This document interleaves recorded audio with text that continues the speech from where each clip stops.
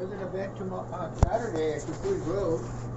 I don't know if you got my email about that. If you wanted to do anything, sell orchids or whatever. But Yeah, my brother's coming we've been invaded by so many people. We're trying to get caught up. My brother's coming on Monday. Yeah, so I'm gonna pass on that one. But is there any cold water? This is all cold. Oh, may I have one? Yeah, please. Yes. Thank you, sir. All right, So no is problem. this your office? This is my cube is back there, and yeah, this is the extension office. So we're kind of split between here and then the research station up in Wailua Homestead. Everybody has, all the agents have their own office, and this is like the meeting, eating area. Isn't- Yeah. Eating area.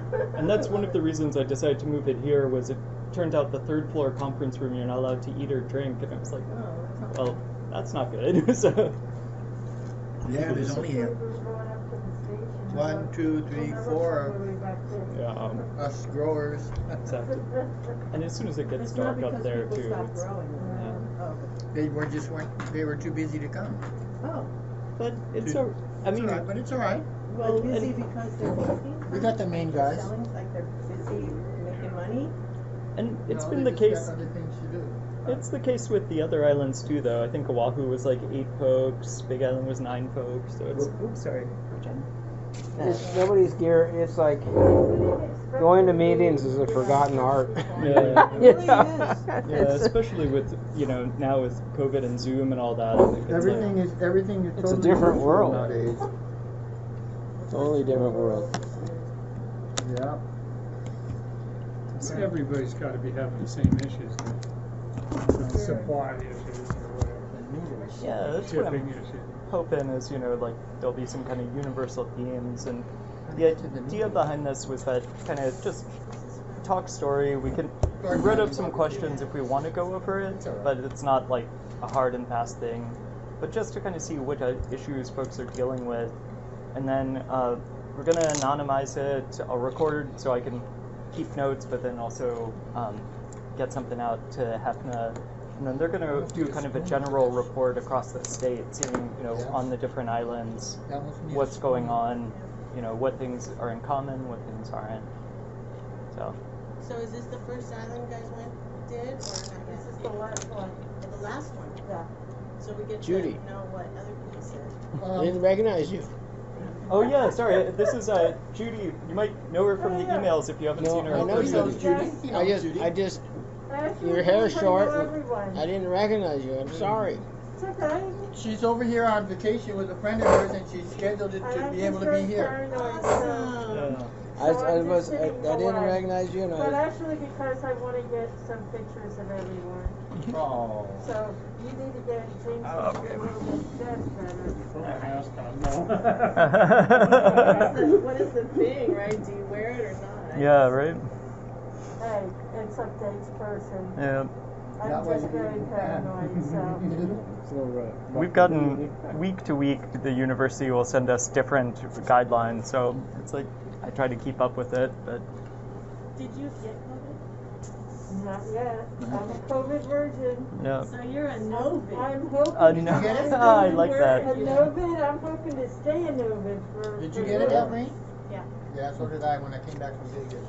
Yeah, I got it. I got Worker gave it to vaxxed me. and Oh, bummer. boosted and everything, but I still got it in May. Because I'm isolated.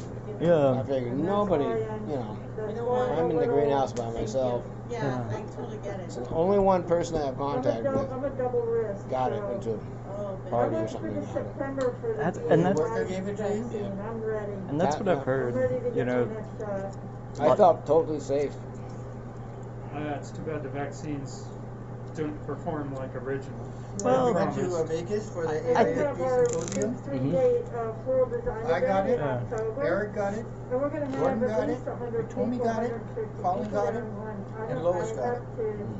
But I'm glad at Work on least, my brain. even if the vaccines don't prevent getting it, they at least prevented severe disease or hospitalization. And so my doctor, I called up my doctor and he prescribed, he got me a prescription for They're all the cold. Paxlovid. Oh, yeah, yeah. Yeah, and that just brought me right around. That's what I've heard. I only had it for like 4 days symptoms. Nice.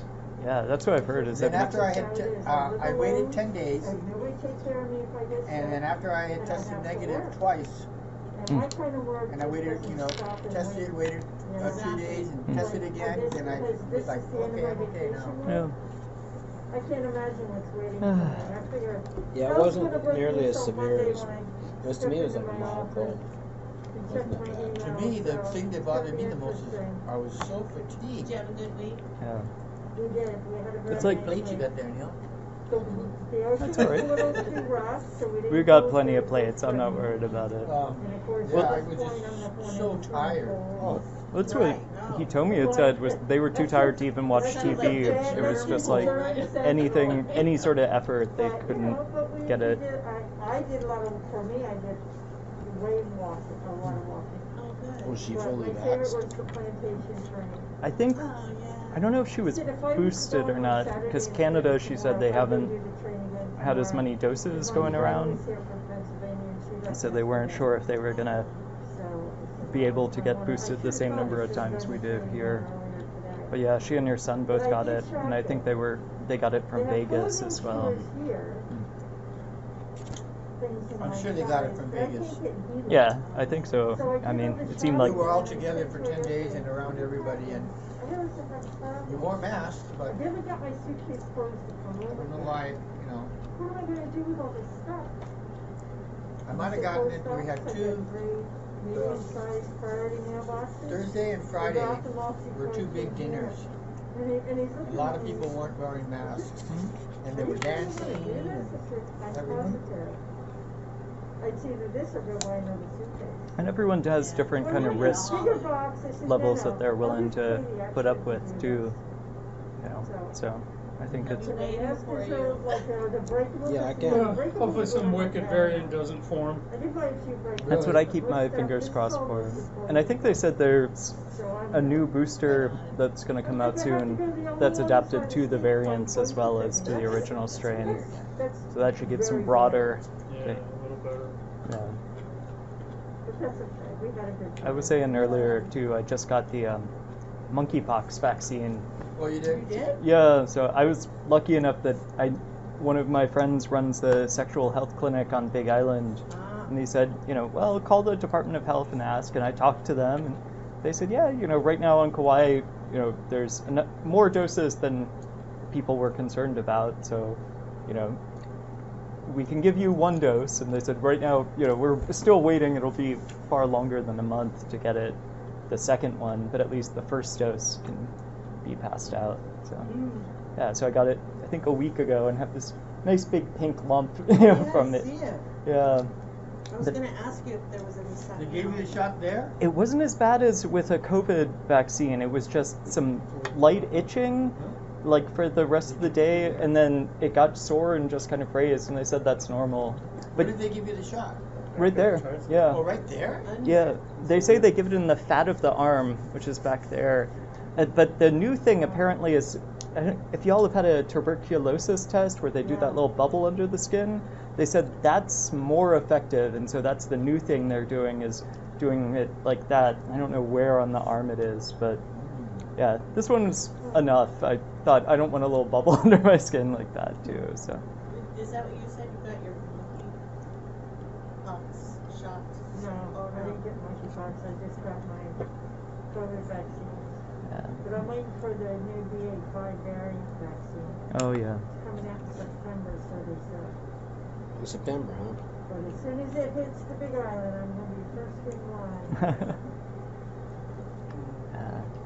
Do you have the vaccine? Yes, we do. I'll be right there. Give me 15 minutes to get down the road. Unfortunately, they'll probably have some brand new radical strains coming out just about that time. Of course yeah. there will be. This is not going away. I still remember we had our plans for 2020 for wedding celebration. It was going to be live, and the country shut down. And I said, Eric, what are we going to do? We have to do something. We can't just cancel all this. Don't worry, he says. This will all be over before October. A month later, 2 months later, I said, Not Eric, exactly. what are we gonna do? So we came up with the virtual plan, which Yeah. Came We out were nice. hugely successful. Oh. But you know what? Do you remember telling me it was going to go in a few months? Did you ever see it? You can go to the HFNA website. Yes. Just type in Hawaii Floriculture Nursery Association. Huh? HawaiiNeotropica.com. What? Hawaii Neotrop. HawaiiNeotropica.com. Oh, Neotropica. And then click on videos. And you can see all the ones all that we our had so far. videos.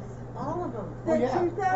2019, you're going to be in one of those videos. Go to Yeah. 2019 and check it Have out. you seen them? The I saw a Kauai couple videos videos on last there. night Nice. From the So wedding you're all gonna be celebrations? in there, off yeah? the website earlier. And I think it's had some good effects too. I mean, I know at least at the university, we tended to get kind of left by the wayside a lot before COVID. But now, since everything went on Zoom, it's like all the people off island, you know, not at Manoa, actually have a chance to chime in. You know, harder to ignore. You So, have more input, huh? yeah, for sure. You know. Yeah, I remember before they would do department seminars and they'd try to set up one little microphone and video, but no one ever knew where to stand, and so, you know, everyone would kind of give up part of the way through, and now it's like, nope, for folks on Zoom, we need to know, you know, where to stand, where to position you. Polycom was horrible. I Yeah. hated the Polycom. I really think, you know, like, I mean, I'd still rather have not had a pandemic and lots of people suffer and die, but, you know, I'm glad that there's some, you know, good things that came out of it too. I like And the that was Zoom at your meetings house. better because when I host the meetings, and I host 90% of the meetings, I record the meeting because like Joanna, Yeah. she talks super fast. I can't write down what she's saying. So I just take like a couple words here and there. And I'm getting older and I don't remember everything clearly. So I'll take notes and I'll put SRC recording and then I'll go Real back. good. And I listen to the recording again and pick up what I missed. But Yeah. Joanna is one and Joan Obra from Shack. Mm. She's worse than Joanna. These two ladies talk so fast. I'm like, are we on a speed race? I'm like, what's going on? They Well, talk so fast. And things too, you know, like for students who want to review a lecture, it's easy to go back to Yeah. it. For us who are writing up exams, we can go back and look at, you know, like the lecture and, you know, see, okay, what did they actually say? What's covered in it? So, you know, make the most of what we got, Want some more right? fruit? No, but level water. Oh yeah, please. And just when people do presentations, Hmm. you know, it's recorded, so I don't, because I usually have to say, well, can you send me a copy of that?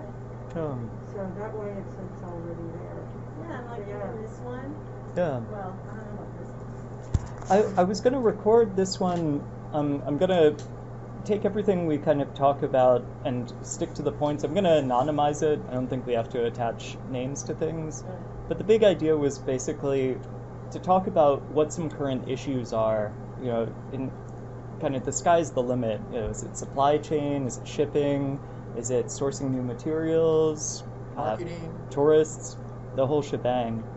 And just kind of seeing what folks are kind of being challenged with, and then are there things that would help? Are there things that we don't know a good solution to but need something?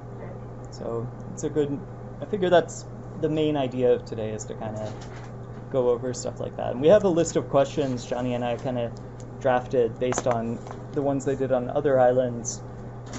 But this is more to fall back upon in case we run out of things to talk about, which I suspect is not going to happen, but but just in case.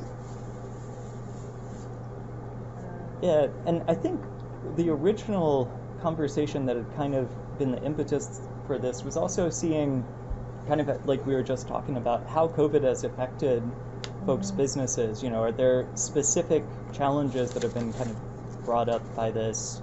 Or are there... Yeah, it almost put us out of business for Yeah. for 6 months. It was like, so yeah, we're past the worst of it, but there's still residual stuff. Supply chain is horrible.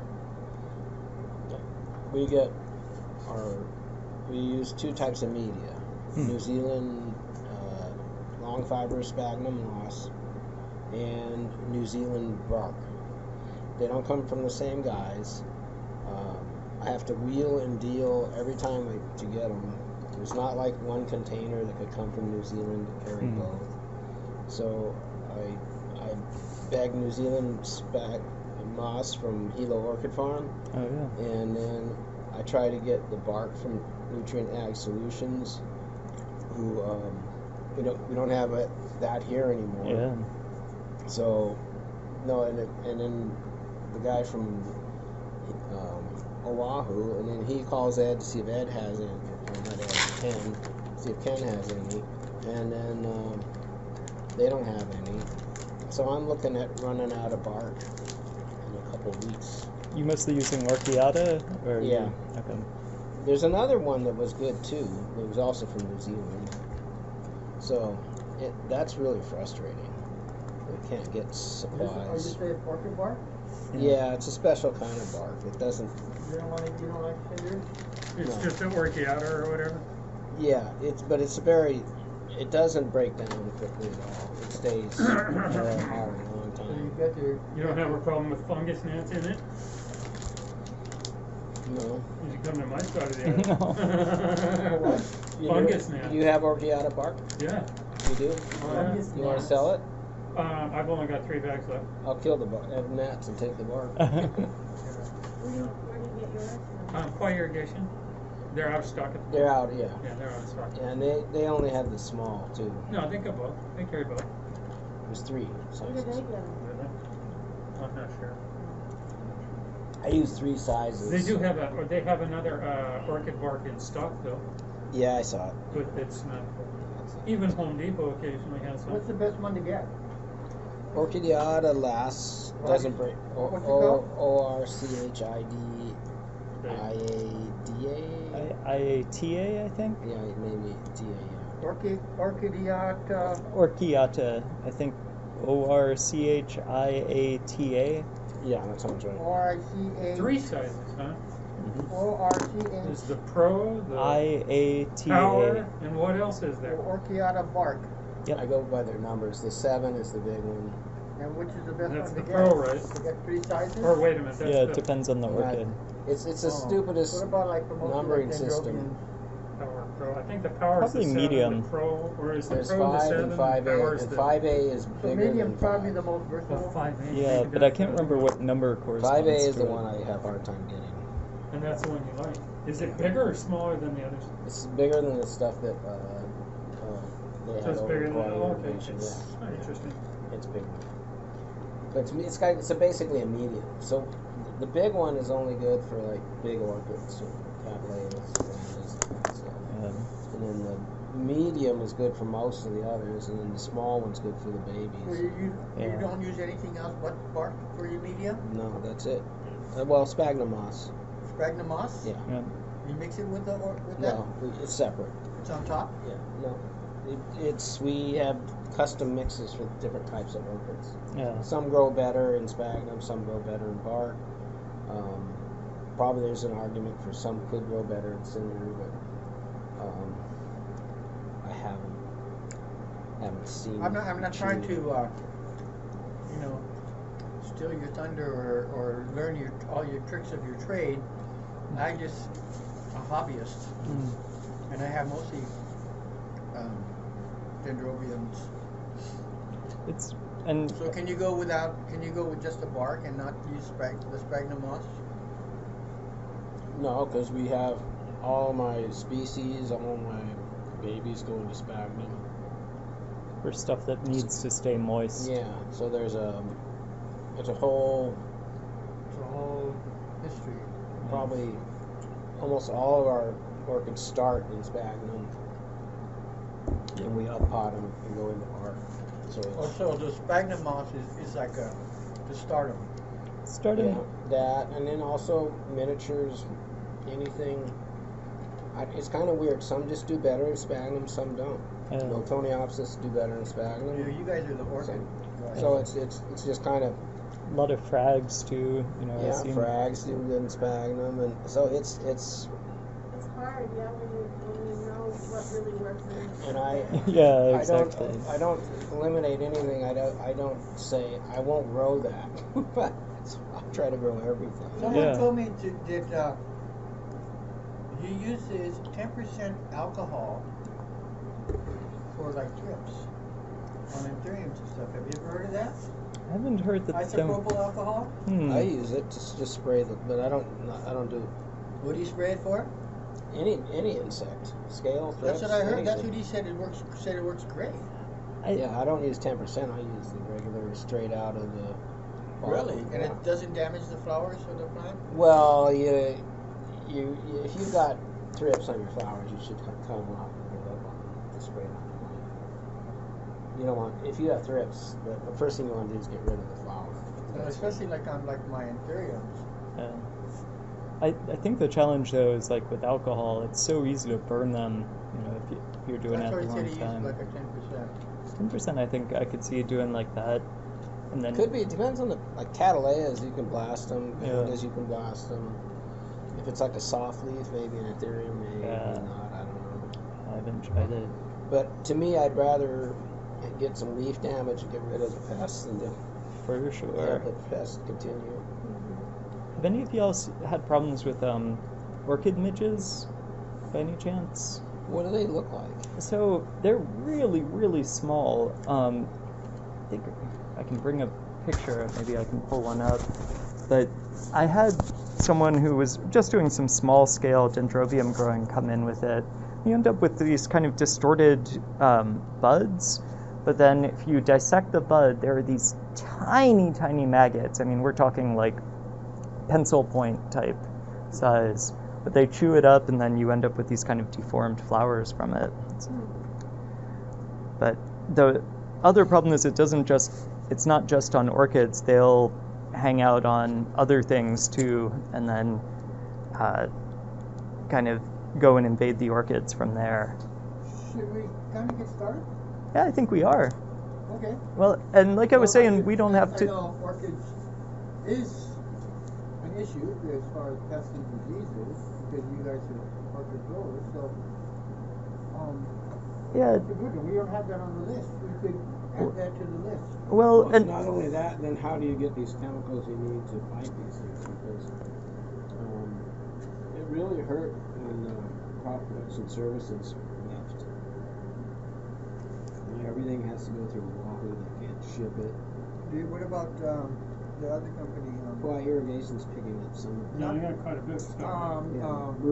Brewers, but Brewers again limited. It's like, so for me, there's no one shop stopping. If I have to go to get supplies, I gotta go Brewer. I gotta go to Kauai Irrigation. I gotta call the Big Island. I gotta call Beaver Work if I'm just, because we're going on vacation, and There's I'm right another now guy- in the middle of doing that. There's calling another all guy these on different Kauai people. that does. I'm just blanking on his name and the company. Colin? Tim, yeah. Tim, I think gets it through What's the name of Nutrient it? Ag Solutions. Yeah, Nutrient Ag. Yeah, Nutrient. Yeah, so that's the same guys on the walk. Yeah, Tim. This is I buy my chemicals from Tim. Do you find that things are more expensive now? Oh, yeah. Of course, Like they raise the prices on all that stuff you just talked about? yeah, and it's supplies like poles for greenhouse poles and stuff like that. They've doubled. It's like Yeah, everything's Double. EMT pipe. PVC pipe, doubled, Yeah. everything's doubled. EMT's even more than doubled. It was Really? like $9 2 years ago, and now it's $25 a stick. So, like getting back to orchids, you were saying some of the hurdles or the issues is getting media, right? Media not readily available like before. so bark, and kind of like you were saying, also just having to source it from different places too. Right. But this is what I was talking about with the They both orchid come midge. from New Zealand, yet they can't get a container together to bring it over. Ooh, that looks pretty nasty. I've been trying to get sphagnum moss for some time, and I haven't found anybody that has it. Yeah. You gotta get me a bag. I don't know, man. I'm begging one of our suppliers. That's in fact, I get pots from suppliers too. So Oh, even pots have been hard to get though. Yeah. it's I like think there was a time when they couldn't get a pot to save their you can life. ask Yeah. a favor of them because you're a customer of theirs, and they'll Yeah. cut you a bag. Okay, planting pots? Yeah, you can always pay more if you want to go to Home Depot or whatever. Oh, yeah. Well, they don't have the kind of pots like that. Oh, special. Yeah, So, so. Nutrient is different than Tim. Tim is not with Nutrient.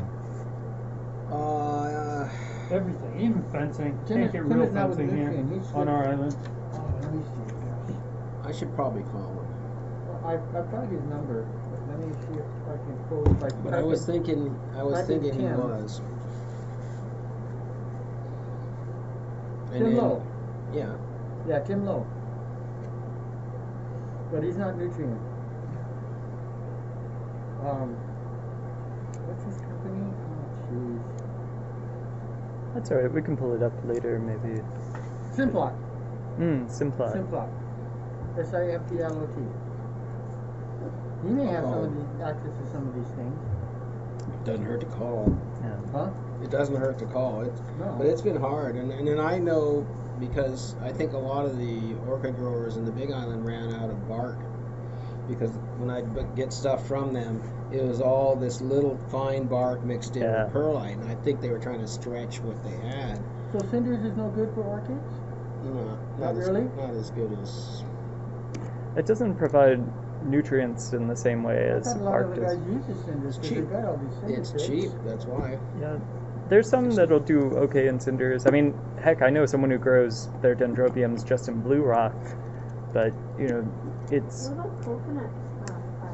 that's what Thailand's moved to. It's almost all So, coconut coir. When you went to the Yeah. orchid show, a lot of guys mostly all use bark. Well, that's what I'd love to see a local industry coming up there's with still that. some Because use cinder Thailand, because it doesn't it's- matter the it's type cheap. of orchid. Yeah, You'll see the economics. people grow Phalaenopsis, Dendrobium vanda, all coconut. You know, it's- just it's different not like it levels doesn't of kind work. of It's compression, just- basically, It's just a little more. with it. But yeah, and I know there used to be the guy up on Kuamo'o who was selling it out of his like garage. He would say, you know, like coconut shreds, But if you $2 a can't get bag bark, or something like that. cinder's not a Yeah, bad I remember that. alternative. Yeah. So going back to orchids, what were the other things that you mentioned that were, besides the price of everything going up, boxes and pots and, you know, Shade cloth, weed cloth, poly, pipes, greenhouse materials, structures, all that stuff. It's always been hard to get here. We've always Shade always cloth, what been- else? Weed been at a cloth. disadvantage. Yeah, weed Uh, cloth. I'm Poly, taking some you mean notes like too, weed John. mat? Yeah, weed mat, poly, What? poly film for covering the greenhouse. Yeah. Oh, okay. That's all that stuff. We always had to go to the Big Island anyways, and so then you go nursery things, or you go to Nutrient Ag, or you know, it's just there's no one place to get all of that. Is, Judy, does anybody, like maybe somebody like Gordon or Eric, have a list of, what's available and who it can be purchased from? On the Big Island? Because Neil keeps saying there. I'll check. I don't know for sure. I know where to get it. It just takes 10 different phone calls to Yeah. get it. Yeah. Oh, so you know. already. Yeah, oh yeah, I know where to get it if they have it. Yeah, it's not like I don't know where to get it. It's like, but when you call them, they don't have it. Now where do you go? And you're saying also it's like each person has something different. There's Yeah. no one central place where you can Nursery get. things, you know, you can get steaks there, and you can get only a certain size net pot. I mean, it's really weird. I mean, Yeah. because we grow such a diversity of stuff, and it's all oddball. It's not the kind of things you guys grow. Yeah. Yeah, What a lot of about hanging your, stuff. what about your, Yeah, hanging pots? Yeah, we probably a quarter of everything I what grow about is your hanging. pesticides to control fungus and diseases? Yeah, we've had a hard time. Again, that's always 3 trips because Brewer doesn't carry. I get Safari, Kauai Irrigation. And, Safari? Yeah, Safari's good, expensive, too. but it works. It works. Oh, it works great. I used to use it as a post-harvest dip for my tropical, but it's too expensive. I can do the same thing with Dawn soap. Well, Safari's Systemic? Yeah. Yeah. It's systemic, but I don't use pesticides out in my field. I spray Roundup on the guinea grass and stuff Right, like you- that, you but I deal don't with have it a in the, yeah. I don't have a pre-harvest program where I weekly or bi-weekly or whatever go out and spray Yeah. spectricide or malathion and everything else. If anything, I'll throw Amdro around to try and control the ants, because if I can get the ants under control, I'm in good shape. So I harvest, and then I have this big, you see my big bin that I have in Yeah. my packing shed? Yeah, it's almost the size of this table here. Yeah. Okay, you've seen it. Yeah. Alvin's seen it. Charles has probably, I don't know if Charles has seen it. But I just, Dawn soap gets rid of everything, but I still wash it after I take it out of the Dawn soap. The only thing that it doesn't kill, it kills ants and everything, is the earwigs and the Japanese beetles. Mm. But pretty much it kills everything else. But because I ship, and as well as Neil, I still have to, but our product is different. I still wash every ginger, I still wash every ginger before I pack it. Every flower before I pack it. But it's a whole different story than having all these things crawling all over the place, you know. Yeah. So if you can keep your processing area clean Yeah, that's what we do. and insect free, then you're one step ahead. But it takes weekly spraying. Huh? It takes weekly spraying. Preventative spraying. Well, see, our product is different. You're spraying plants in pots, pretty much. And for me to spray, Yeah, we don't do the ground. you know, Yeah. for It me gets- to spray, yeah. it's really costly for me to go out and do a regular spraying on a 2-acre flower farm. Yeah, I cuss you. Out in the open, you get it, right? Yeah. So what about your inputs then, Johnny? You know, since you have such different kind of growing stuff, are there things that you're finding hard to source that you use a lot? Not really. My only thing is the price of everything has gone up. The price of sleeves, the price of wax paper that I use to line all my gift boxes. The actual gift boxes price is going up. Shipping has gone up. At one time, it only cost me $15 to ship a small gift box to the mainland. Now it goes up as high as $26. Oof. Yeah, I noticed that it went up. Yeah, Yeah, I mean, Yeah, Inner it's going up and Inner up. Island's still not bad. Inner Island it was 7, now it's only about 13. So it's just doubled. Yeah. It's still doubled, but so I've had no choice or any other recourse but to raise my prices. Yeah. Because I'm not gonna eat it. You know, everybody talks about sustainability. You need to be sustainable. But if you're not profitable, Yeah. it's not worth it and you're not sustainable. Well, someone had mentioned that Right? financial sustainability is also, part of that too, right? So that's why the two words gotta go together, sustainability and profitability. Otherwise it's not. You're dead I'll stop. on. You're right. There's just no. If you're not profitable, you can't be sustainable. You can't. No, because it comes from the fact that, it comes from your abundance, right? Yeah. Otherwise, you're just trying to survive. It's not enough. But it's crazy, it's just crazy. I don't know if any of you guys shop at Costco. All the time. Yeah, do you notice this sometimes Yeah. like $5 more sometimes for the thing you bought? I'm pretty sure I didn't spend that much money on this the Yeah. last time I came, kind of thing. And then I noticed with FedEx, right, which is still better though. Even Walmart. Yeah. Terry, you've seen Terry's arrangements in the jars that she Yeah. makes, yeah? You do these Oh, the mason jar. yeah, the 1-pint mason jars. My wife does little arrangements like this, and she sells them at the farmers markets, and they go like hotcakes. Before you could buy a case of 12 of 1-pint mason jars for $9. Now they're $14 a case. Yeah. I went into Ace Hardware and looked at the same jars, and they were $18 a case. Oh yeah. So is it shipping that's to Kauai that's making Well, everything inflation go is up? hit. Yeah. So I mean, just basically, we're gonna have to be adjusting our prices pretty soon too. So it's just everything. Your fuel, everybody else's fuel. So if it costs more for them to ship it, they got to charge more. So all these products. So where it'll eventually plateau out to some type of recession. But for right now, it's all inflation, and you don't know where it's going to end. What you're complaining about right now at $18 a case might in 5 or 6 months be $25 a case. Yeah, We so don't then know we're where it's start going to doing mason end. jar arrangements. Well, and the Well, or challenge. you got to charge more, and people will maybe. But people are not going to buy them. They might if they. No, I know. They're not going to buy them. Probably No, not but for a it's while, true. but. They're not going to buy them. Yeah. Because then they won't be able to afford it because they're going through the same problem. But then Exactly. again, their employees, you have to pay employees more Right. now, and you have to make charge. It's just this vicious cycle of people do expect price increases right now. To what degree?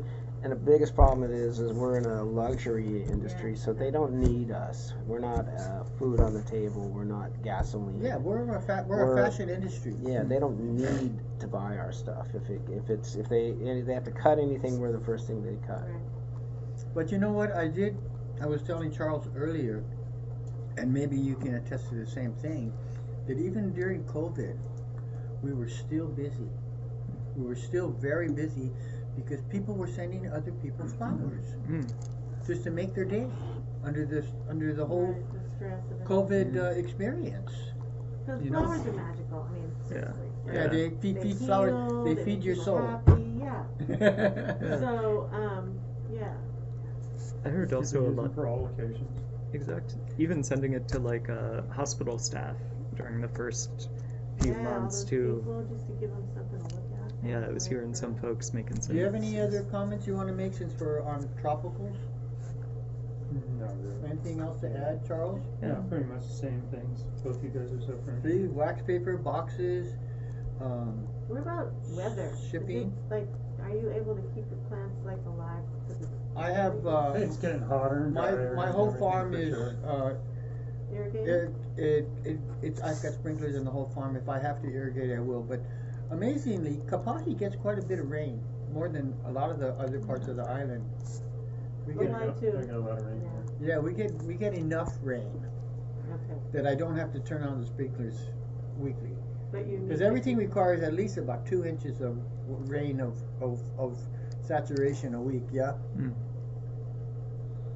You have electric costs and fuel costs, so using more fans now, using more water because it dries out faster. Those costs, I haven't. Bailey pays the bills, but I'm sure I'm going to hear it after this month because we've been banging. Our lawn is just dying. Yeah, We had to mine's- just mine's bang the wild. water on it. We had a hiccup with our sprinkler timer, and so now we're trying to play catch up. And so there's a lot of costs. It's just everywhere. Everything is going up. Yeah, unfortunately. So, but I mean, It's are gonna people continue. still like making money, or is it like breaking even, or is it Well, like we're slowing staying down? busy, but we're doing Facebook stuff too now. So we switched after COVID would have shut us down if I hadn't started doing this Facebook before COVID, because Yeah, that's we really would have been shut helpful. down. We have a storefront and nobody's coming in, no tourists are even allowed to come to your shop. You go out of business. What's helped us a lot too is my cousin Tony helped us build a nice flower stand on the corner of our house. You've seen it. And we put flowers in there as often as we can, and people love it. They come all the time. So I posted on Kauai Buy and Sell. I posted on my own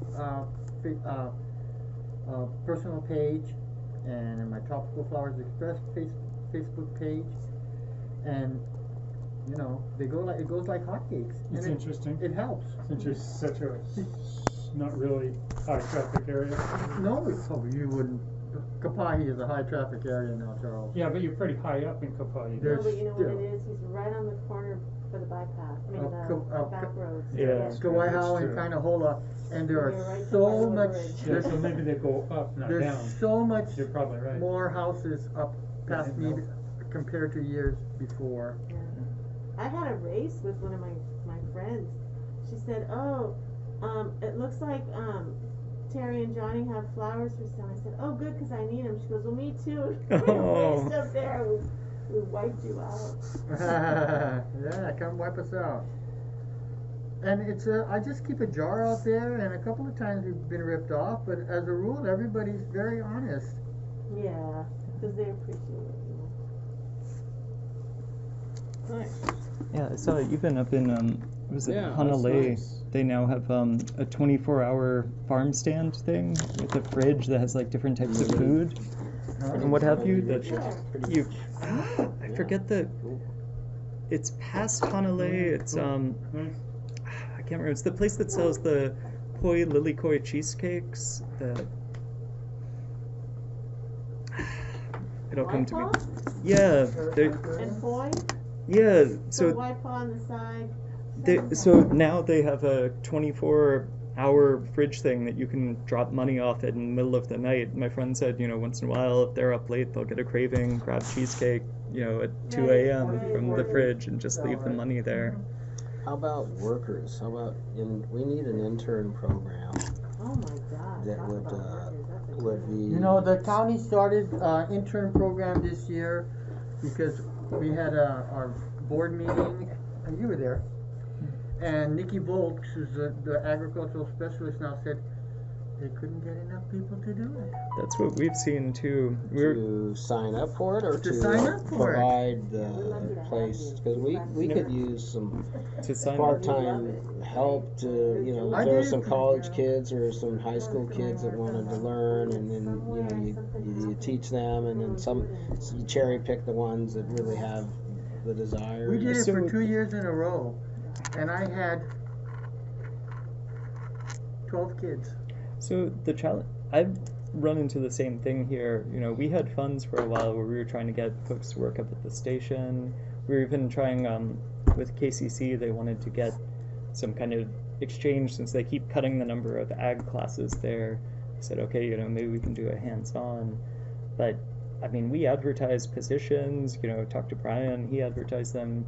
He said he would get one applicant.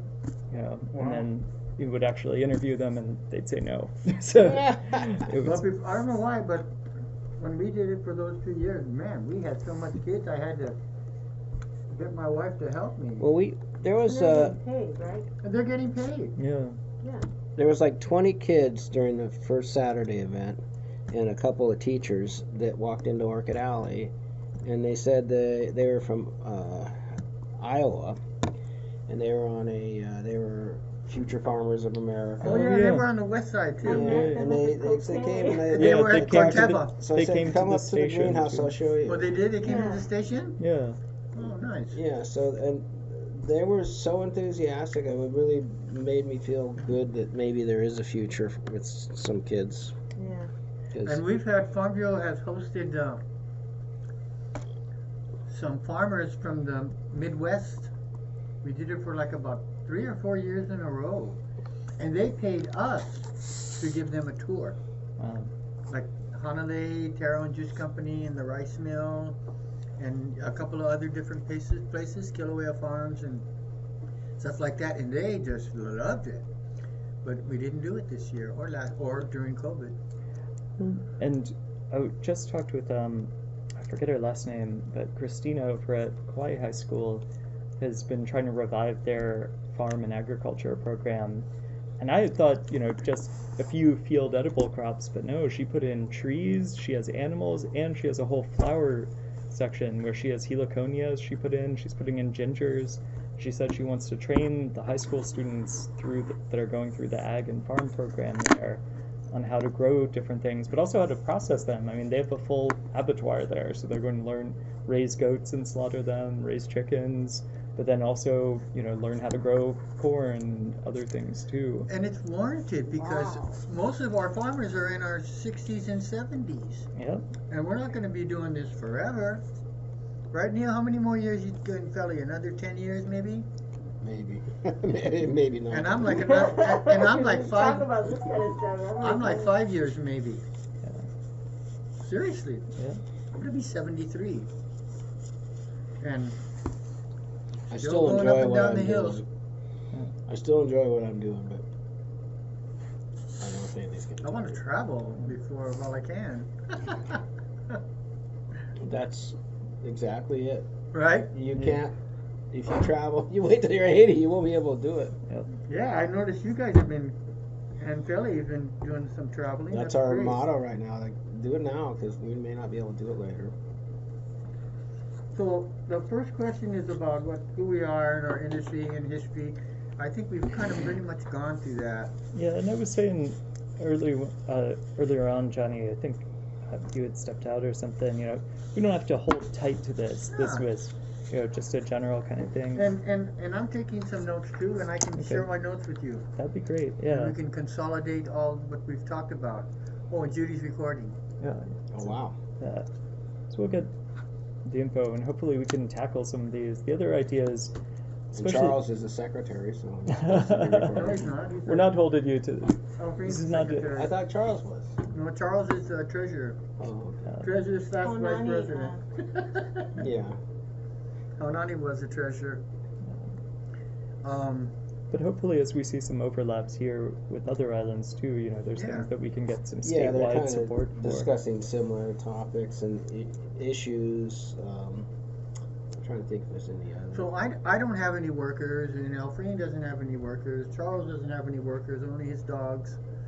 But are you having problems with Yeah. labor and hiring people? Well, yeah, not. We need like basically part-time workers, you know, and because we're doing so many different things, we just need some people at the shop, and I need people help with the greenhouse, and with spraying and weeding. How many people? Just it depends. If you somebody can do all these different things, but what I found is you can't find people who can do it all. You can find.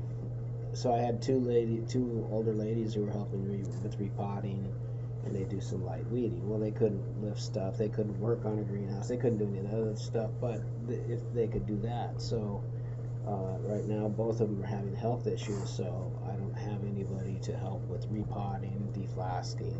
And if they're not used to doing this sort of thing, you have to train them. Right. Yeah. And that takes time.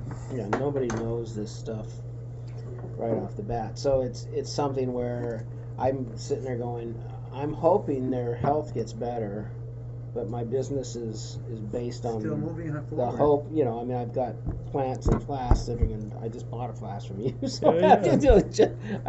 You know, that kind of stuff sits there. Well, it's going to die if I don't get it deflasked or if I don't get the other compound. So it's kind of this ticking time bomb where I'm hoping two ladies in their 70s can get their health back together to come back and help. If not, then I got to find somebody else and train somebody else. So you have about how much area? You have like about an acre undercover, right? Or not that much? Close to that. Or No. more? Undercover? No. Because I've been up there and I was like, it Max. goes on and on and on and on. Yeah, it does go You've up. been up but- to his place, huh? Yeah. It's probably about 3/4 of an acre undercover. That's a lot. Yeah, and we keep we just added another 200 square feet today, so Nice. just keep up the hill some more. Every little crevice we're kind of finding. Are you having problems with pigs? I know you are. We Charles always having problems with we have pigs. been lucky to not have them in the greenhouses, but on our front yard tearing it up, yeah. But Charles is always having problems with pigs. You can't. we've been lucky to The have them in stronger the I make my greenhouses. fence, then stronger the storms are. You know, I've been Hold on. I've been fortunate. I've spent over $6,000 just on fencing to keep the pigs off my property, and it works. But once in a while, they find a weak spot. Like pigs were recently, and so I had to walk my entire fence How line. much which- money does the state or county put into eradicating these best. They put all this money into coqui frog eradication, into all Parakeet. all this Yeah, other you wonder, stuff, like, is that and something So- big? pigs are a bigger issue to most people than you have, I mean, there's a whole series of things that we're getting barraged by, but pigs never gets put on that Well, list. So, we so- talked about it at our board meeting, right? Well, but also, so I was talking with some federal folks too, and they said we have funds for swine eradication. But they said we can't find anyone local to partner with to do it. To do what, though?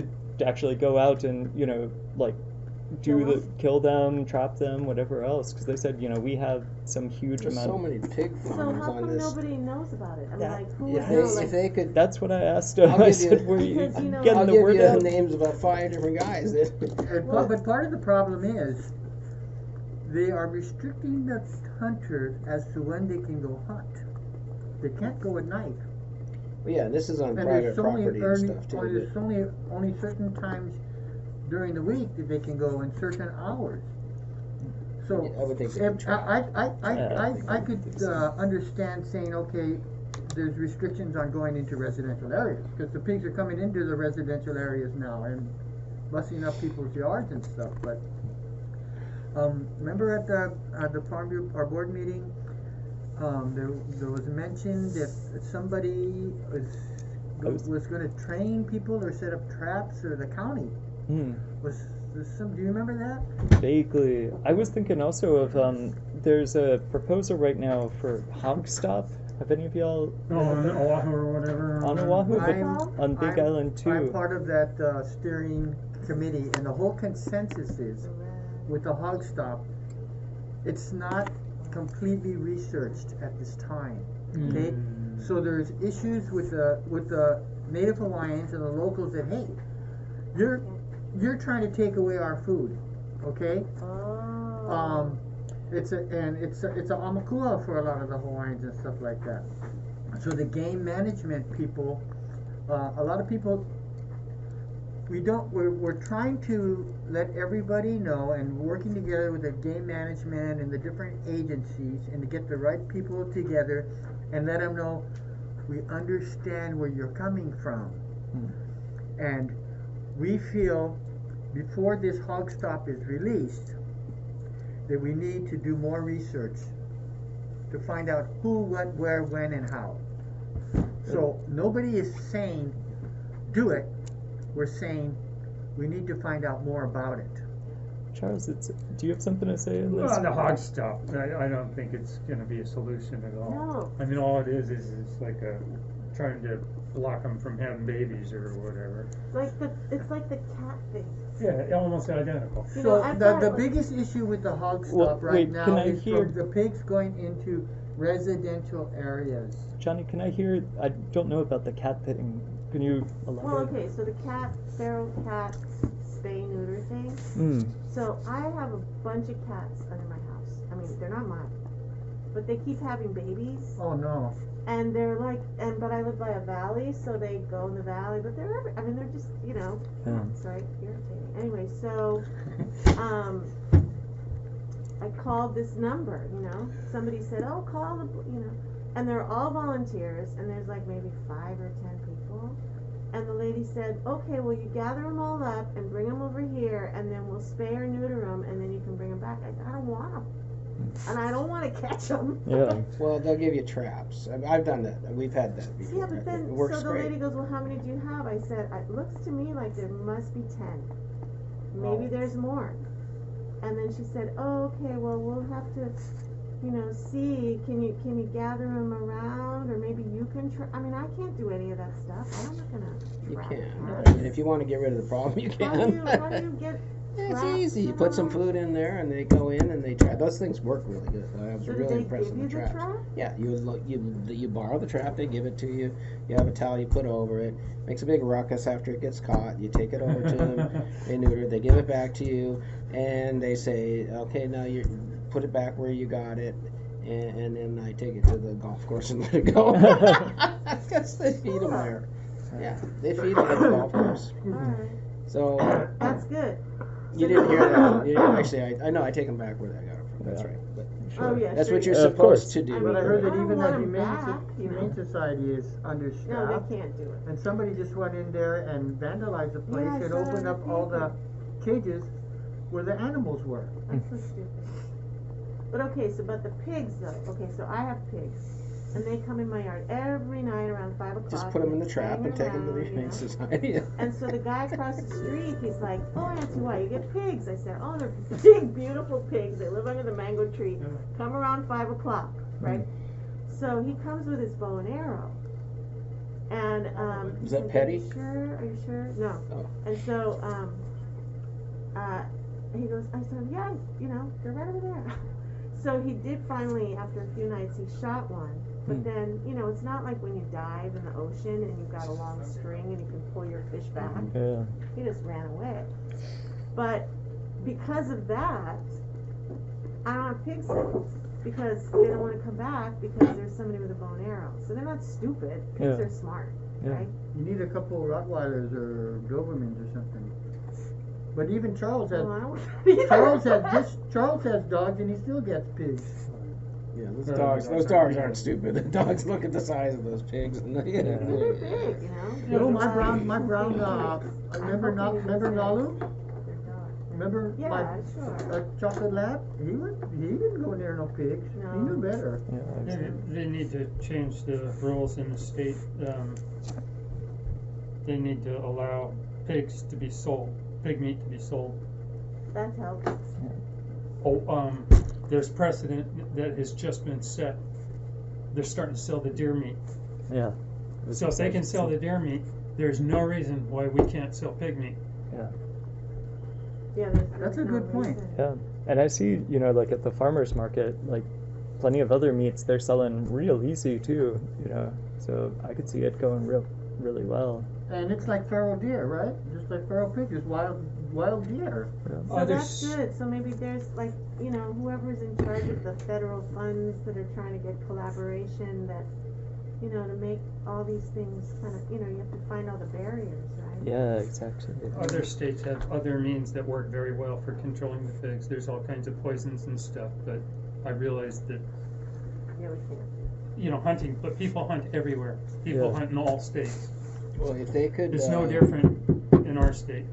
They just You need to can make the hunting hours more. Well, they don't have to be hunted. They can be trapped. But certain, you know, certain areas, you should be allowed to wipe them out, I agree. eradicate them. No, I agree, but in my instance, across the street from me, it's agriculture, but it's, you know, pretty much completely surrounded by neighborhoods. You don't want people shooting guns and No. shooting in there. So trapping them makes sense. If there was, I know the people would say, yeah, if you got somebody to come over and trap it, take it, and they can have the meat or whatever.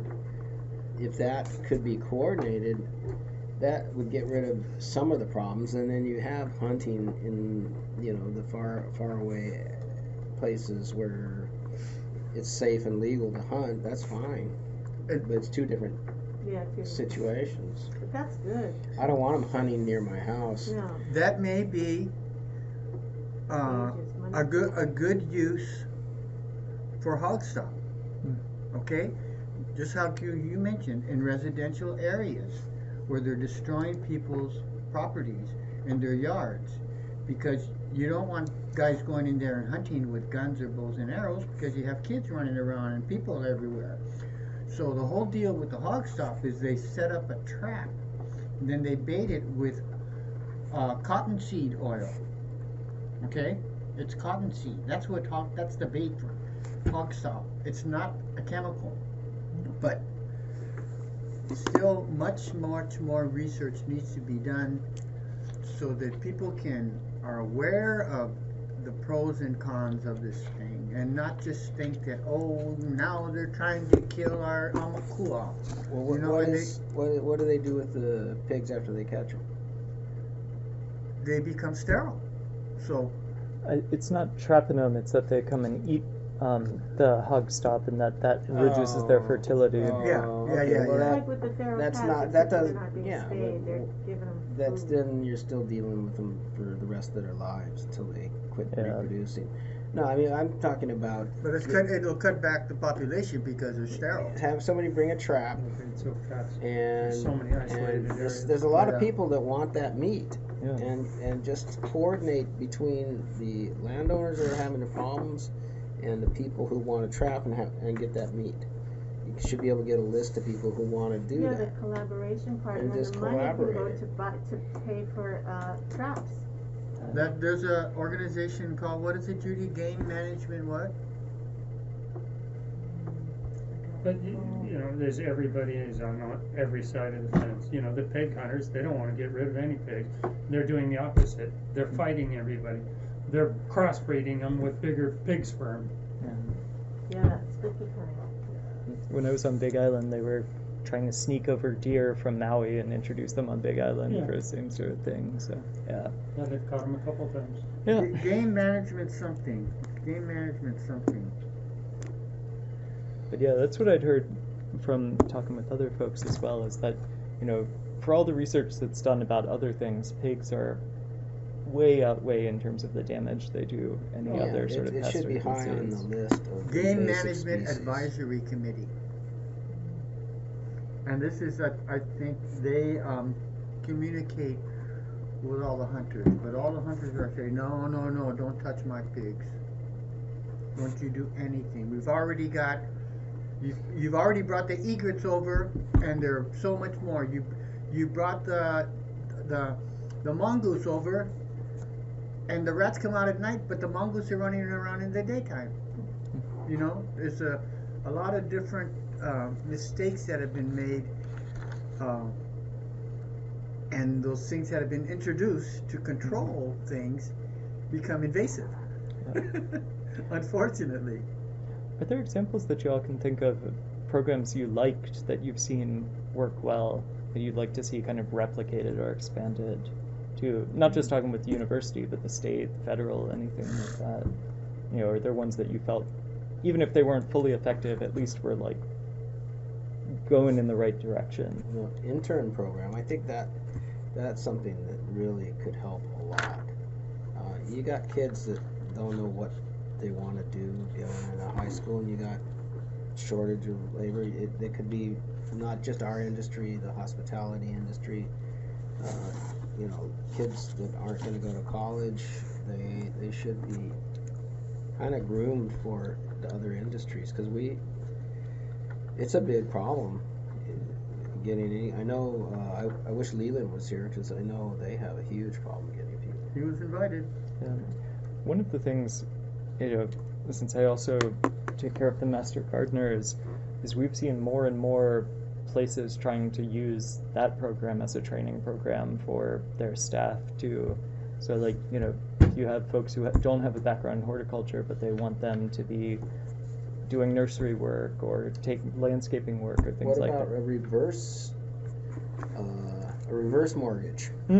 So instead of not target kids too, but also you got people who start to retire, get older. They may not want to completely retire, but they might want to repot orchids twice a week, and you know, non-strenuously. Maybe there could be reach out programs, and maybe these are avid people who like gardening or like that, so they might want to make a little extra money, or maybe there's a way you could find people that are, because we're always looking for part-time, not full-time. Yeah. And so that might be good for people who are, if the university can reach out and find a group of people that are maybe You work with the schools, the high schools, with the ag departments. Yeah. That's an excellent point, Neil, because like for me, okay, say if I'm only going to be doing my farming in 5 years, I'm not selling my property. Do I want to let it all go to guinea grass? Or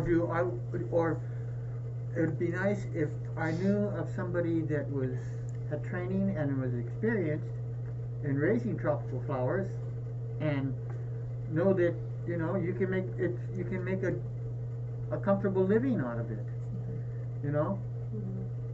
So that's something that I thought about myself. Am I going to lease or sell my business, my Same with tropical us, flower too. business, Same and with us. with all the shipping customers that I have a database of, and all this sort of thing.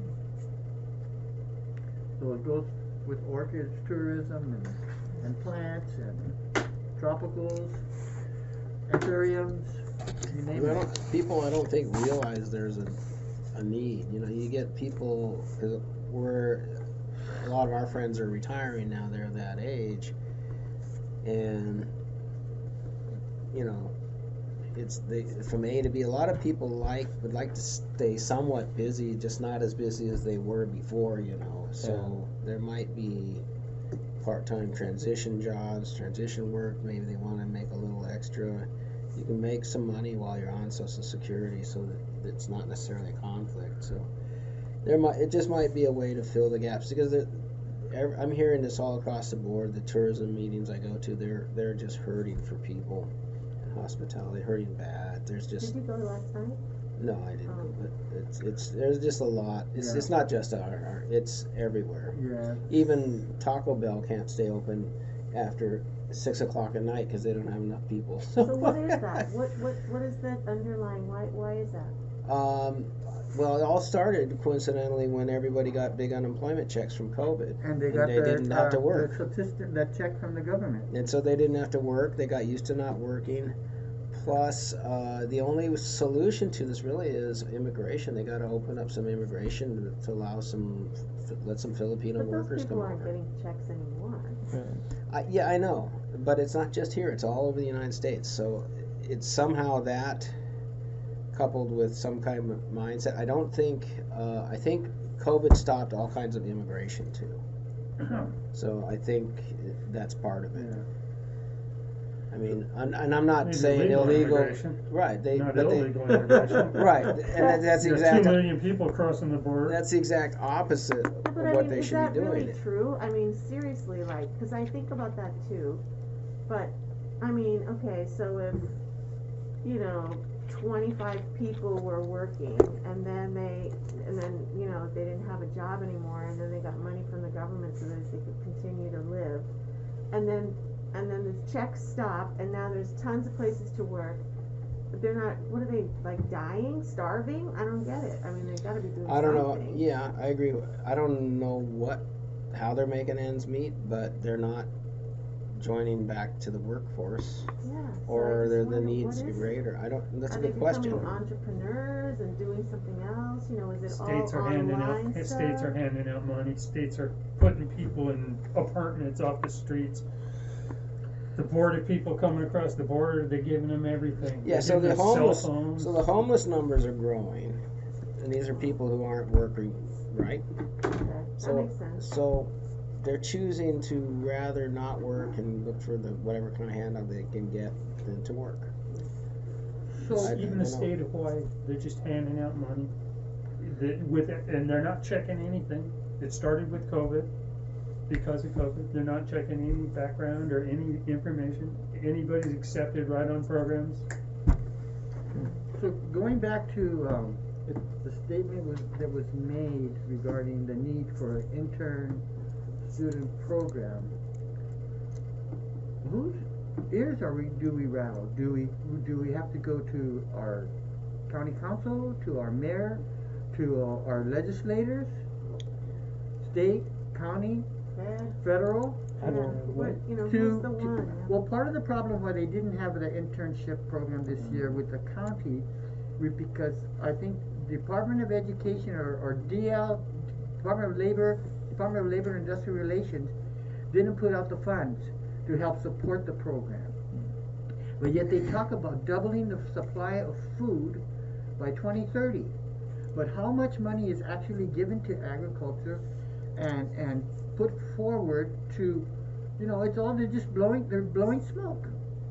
They're just blowing smoke. HFNA, fortunately, because our fashion industry, and we work with the Department of Ag, we're able to get grants to put on our wedding celebrations programs and this, what we're doing here, and an import replacement workshop and things like that. Because we're talking to the Office of Economic Development, we're talking to the Mayor's office, and things like that. So if they're not aware of the dire needs of agriculture, they're not going to do anything. And it's There's interesting. there's grants available all the time, but you don't see a lot of grants for agricultural education or training up or beefing up the programs in the high schools with the ag programs.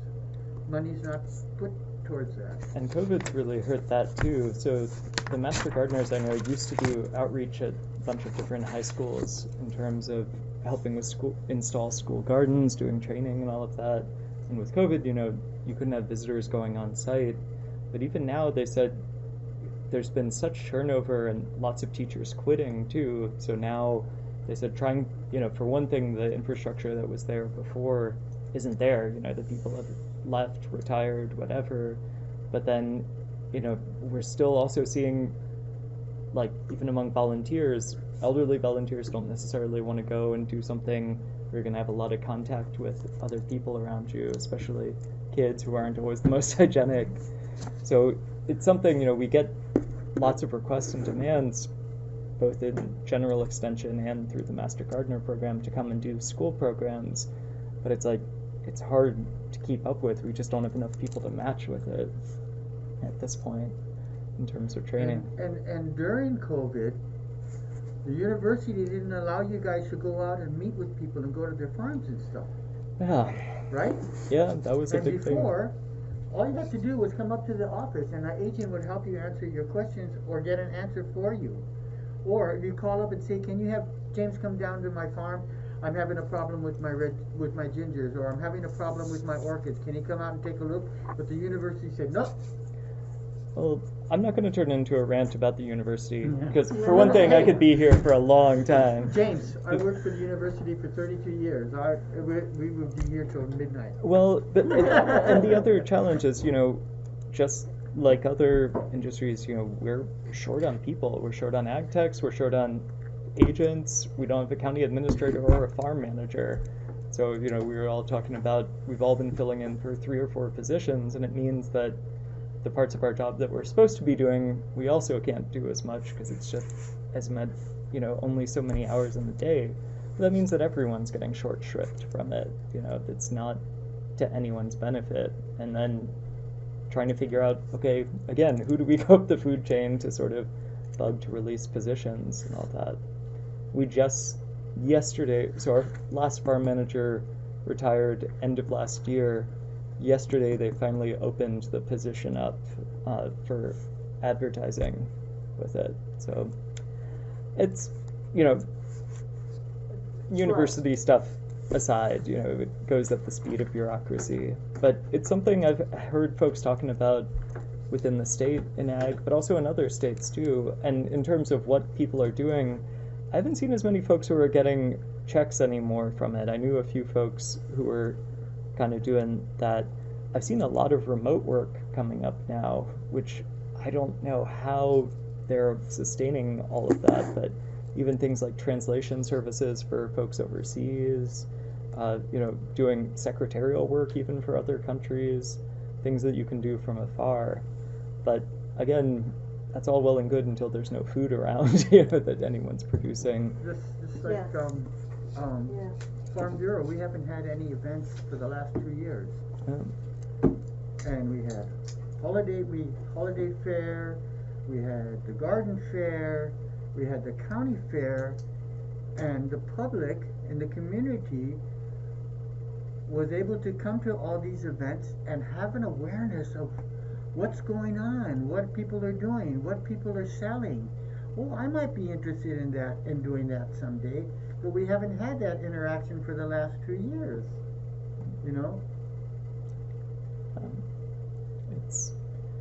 Seed sales, I think they said the UH Seed Lab during the first month of pandemic sold as much in that month as they normally do over the course of a year. I would think so. People want to everybody was making home gardens. And they said since then, and Hawaii Seed Growers Network said their sales went up 1,300% the first month of the pandemic, and have stayed plateaued at 800% of pre-pandemic levels since then. So it's, there's a lot of demand, but it's, again, kind of connecting, okay, there's these people who want things, how are we connecting them with the resources, with the training, with whatever else? And the seeds, Well, and that's, again, not getting off into a UH rant, but I went and calculated the average year of release for a lot of the vegetable varieties, because that's mostly what the university sells out the seed lab, and the average year of release was 1973, and the median year was 1979. There just hasn't been work on updating for new pests and diseases, anything like that. And same thing with flowers too, like we've been trying to get in some new plants, we've been trying to work with HDOA, even for like eucalyptus or other, hot items like that. Boy, trying to squeeze info out of the HDOA in terms of what can we do to, get a permit to bring something in or something like that. I guess that's something I was curious about too, is are there types of plants that you all are looking for that you can't find but are out there? Australian orchids. Yeah. I'd love to be able to get a hold of a bunch of that. Yeah, But it's still, you still have the 3-month quarantine, and the quarantine here, those facilities, I put a thermometer in there, it was like 100 degrees. Yeah. So you're saying there's issues with importing plants from other countries? Yeah, there's just issues of importing plants from the United States because of the From continental United States? Yeah, from the Department of Ag, because of the 3-month quarantine restrictions in their quarantine houses. They should let companies of good standing self-quarantine and monitor, and they can come and inspect and monitor their facilities and bring plants in from other countries. They should do that. If you're in good standing, they should. All these things that we were talking about, all these satellite forums, it's all going to be compiled and presented in Hilo at PBAR in the middle of September, and James and I are going to go for this event, and it's an import replacement workshop. We've come a long ways with eucalyptus, and finally we have a lot of growers out there that are planting 3 different varieties of eucalyptus now, because Rutaceae can no longer be imported into Hawaii because of the Rapidohea. The Rapidohea. It's been interesting too. So we have one planting up at the station, and we originally were going to plant it really close to the gate, but then seeing how much that guy on Kuamo'o Road has all his eucalyptus trees constantly clipped by people, we ended up putting it further inside. Don't put it by the gate. No, it's pretty far in, but it's been telling among the 3 different species of eucalyptus. There's one that just completely devoured by, rose beetles. Which one? The leafy one? I want to say it's gunnii, but I would have to. I think it's gunnii, because I had that problem at my farm. I just stopped growing the gunnii. I just have I have the baby blue and the silver dollar. Yeah, and it grows good up in Kauai. And it's amazing, plant 2 feet over from it, different species, no problems on it. So we're hoping as they get a little bigger, we'll do the field day with that. But, that's just one crop. I mean, it's one we hear a lot of demand for, with the wedding industry and arrangements and things like that. Yeah. But we'd love to. We're trying to get more people to grow the temperate flowers in Hawaii, too. Like, Judy, help me out here. Like what? Tiaras and dahlias and what else? Different kind of temperate flowers that are always. Pinks. Yeah. The what? Sunflowers are big. Sunflowers are big now. So if there's a farmer who is doing that, Doing what? growing temperate flowers. There are some on the Big Island, and I think There's Maui on too. here. There's here too. And Yeah. Kauai. So do they? What would be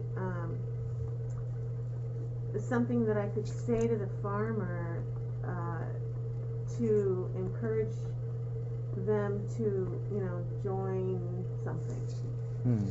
I mean, like, do you go and visit these people or help them with what do you do?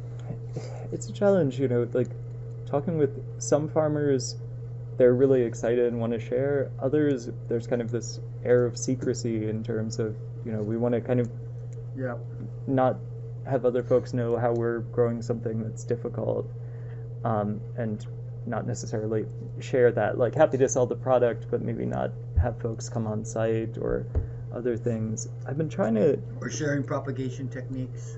yeah, Okay, You know, so, alright, well, I things can like see, that. advantage secrets, whatever, Yeah. but, it's not required, right, for farmers to sign up or be part of or get involved with because they're growing in the state, or would it be an advantage for them if they were something, and then they get grants, or do you get grants only if you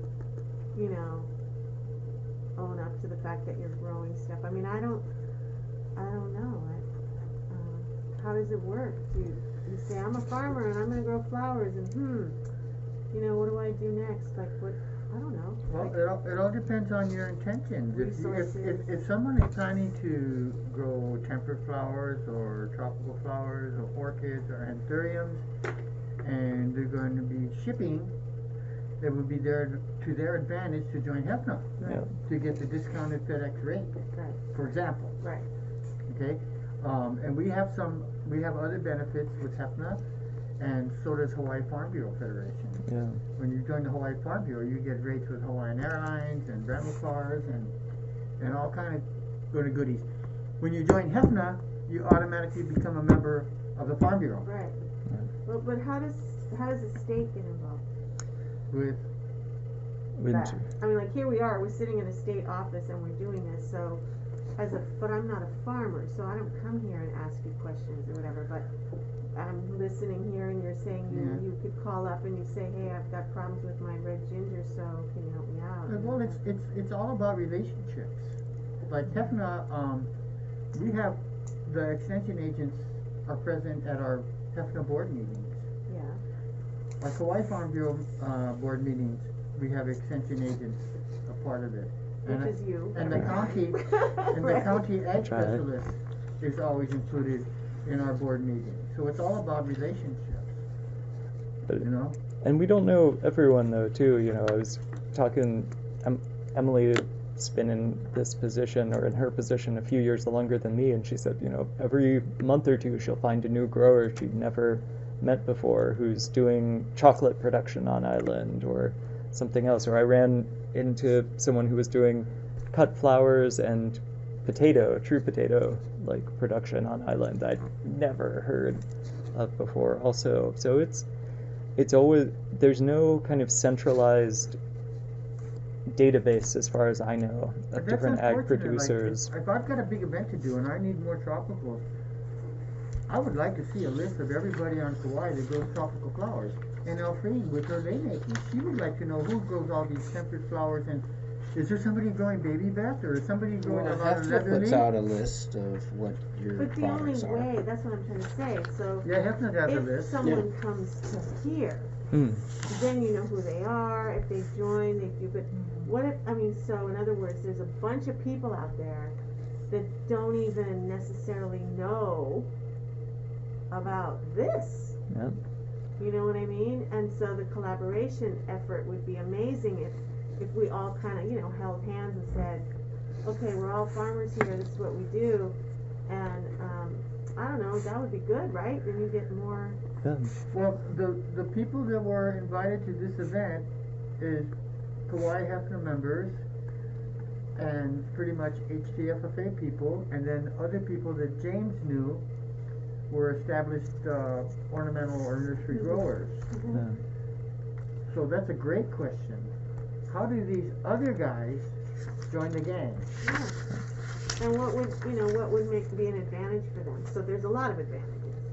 And then it would be an advantage for you because then you would know Yeah. more like what's going on. Yeah. Who's growing what. So maybe one option could be to get the permission of Grow Farm and say, can one of our representatives go around and pass out Farm Bureau and HFNA membership applications, which include the benefits.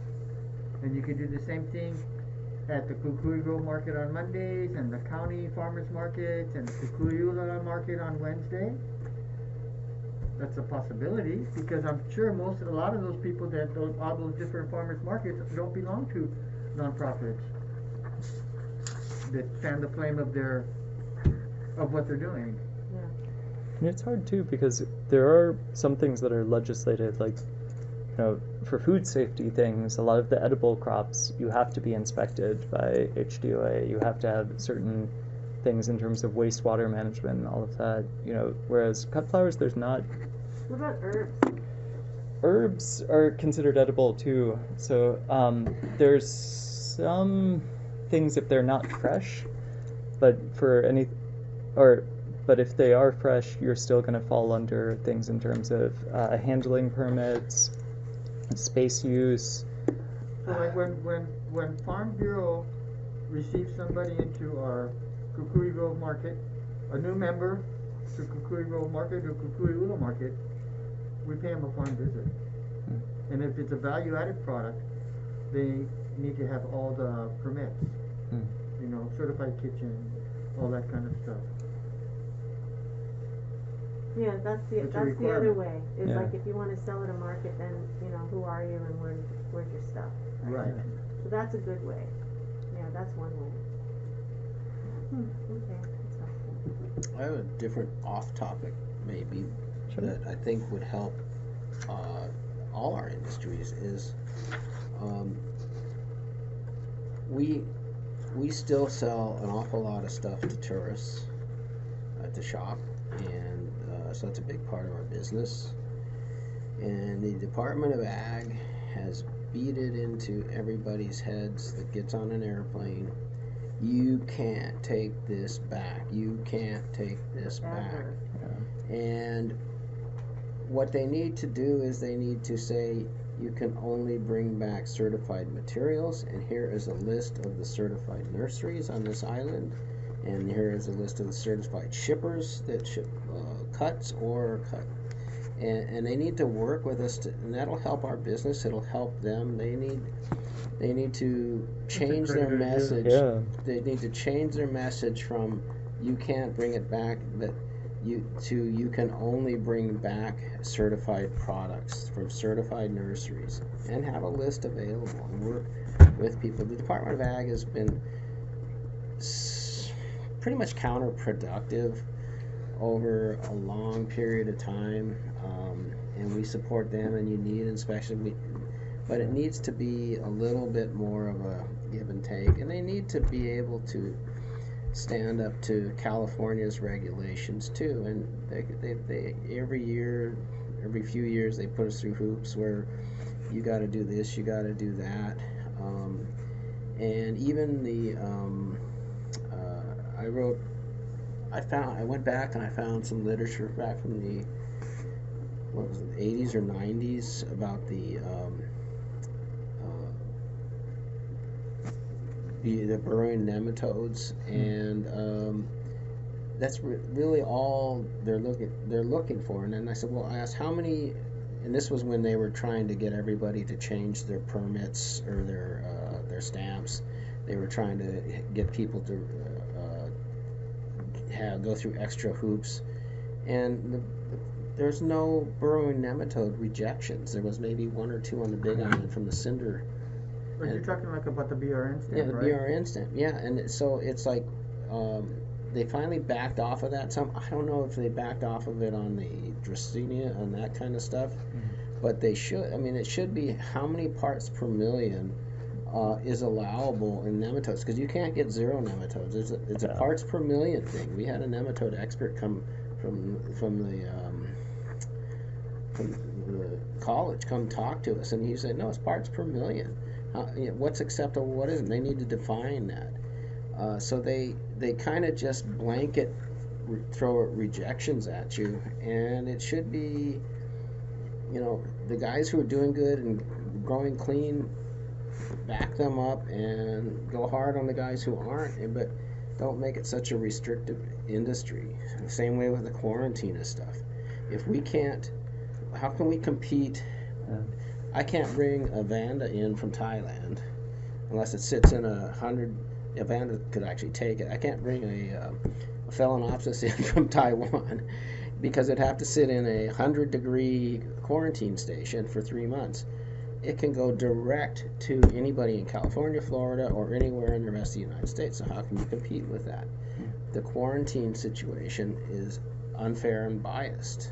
Why is it like that? I mean, what's the difference? Just because we're It's closer old to- guys sitting around 30, 40 years ago saying we got to protect California's industries, you know, and so and nobody in the Department of Ag who would say, hey, that doesn't make sense.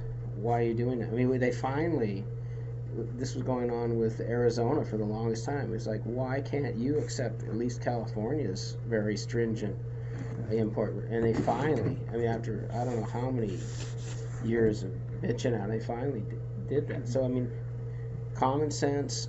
Basically, look at our industry as something to promote, not to just regulate and beat down. And I think that whole thing, the Department of Ag and the legislators need to step up to other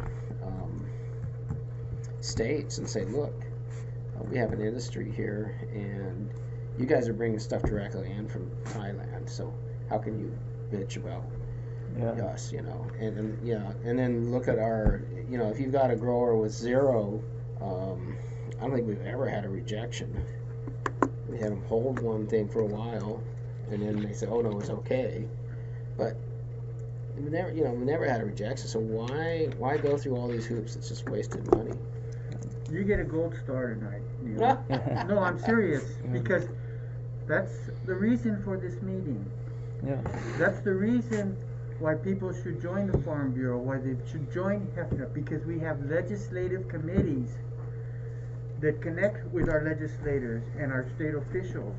There's a safety in the numbers. HFNA has over 300 members statewide, and Farm Bureau has even more. I think up maybe 1,000, something like that. So when these kind of issues that we're talking about today and collectively gather statewide, and we bring them to our organizations that have the safety in the numbers and the legislative committees that know the, you know, the representatives and the senators and everybody else, and say, hey, I got a petition here of 300 from Hawaii Floriculture and Nursery Association, which has over 300 something members statewide, that says, hey, we need your help.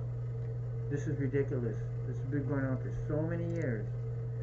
Because as an individual, and maybe as even little HTFFA, we're not going to make an impact.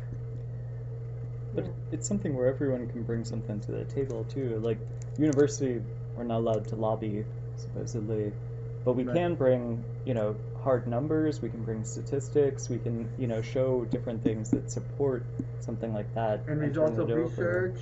Yeah. You know, gear things accordingly. Get hopefully some grants.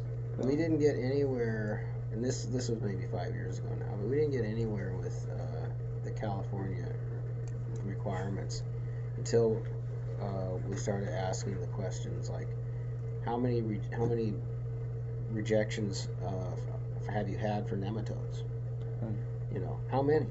And when they started having to research and look at that, they backpedaled, and they or what's the allowable? And then what we did, this was for orchid growers. It didn't. I was distressed to hear.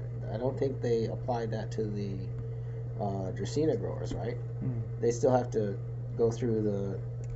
Yeah, so it should be the same thing with them.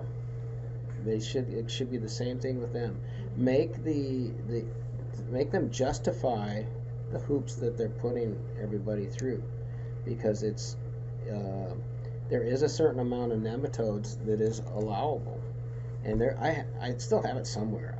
There was a paper that was put out a long time ago that it said that I think there was a certain amount that was allowable, and they should at least define it. So basically, one nematode is what they say is too many, and that's not true. There is a percentage of nematodes in the shipment, So it's frustrating. We kind of got our way with the orchid thing, but the Dracaena guys, I thought they might follow suit with them, but they never did, huh? So you guys still have to heat your plants before you ship them and all that kind of stuff. Have to sterilize the media, the cinder. Yeah. It's Yeah. yeah, and so unless there was, I mean, I heard there was some problems with nematodes in some of the quarries over there, but Yeah, Uh, the main quarry. but That's if why there's a committee to look into what other quarries can, where they can find other cinder pits right, on the right. Big Island. And the one that Hefner borrowed from DLNR out on Saddle Road when we did our cinder program a few years ago, that is a very prolific pit. But that was emergency use only. And when that expiration date came, that was it, we were cut off. So that's one, but they're trying to find others. But they say, okay, like we get all this intel, all these people are up in arms, we need to get new cinder pits. They have this committee, and now they're tasked with finding the new pits. Then dead silence, nothing. The last time that CDFA was really taken on by HDOA, Lai Wang was still part of PQ. He was still part of it. He was the biggest proponent that at least the foliage industry in this state had against CDFA. CDFA pretty much rules everything. There is such a lack of inspectors in this state, it doesn't matter. Both for outgoing and incoming. It doesn't matter anymore. It's just like everything else. They can't find the people to do it. CDFA is ridiculous. I've had rejections for CDFA a dead is ant. horrific. What is CDFA? For dead, I've They had reject rejections people for that dead insects. have one dead fly in their shipment. Reject it. What is CDFA? California Department of Food. California. Yeah. California Department of Food and Agriculture. And that's where you need Oh, your that's legislators to go to bat, because it's not going to happen on the lower level. And nobody's taken that on in years here. Not since Lots Lyle of years. left, and not since the kind retired from pathology. Carol Carol Okada. But then and, from Hilo, Arnold Hara. Arnold Hara. Yeah, once they all were done, that's it. Yeah. There's this huge void. We used to have a OIP stamp in Hawaii, which meant that your limited permit stamp that we already put on our flower boxes and stuff when we ship. There was, you remember that OIP stamp? Origin If inspection the program. origin inspection permit, if you had that stamp on your box, you didn't have to get it inspected again. Yep. And Just took it away. and we've been telling Department of Ag, we need it back for years, but they just throw deaf ear. Nobody's willing to fight for it.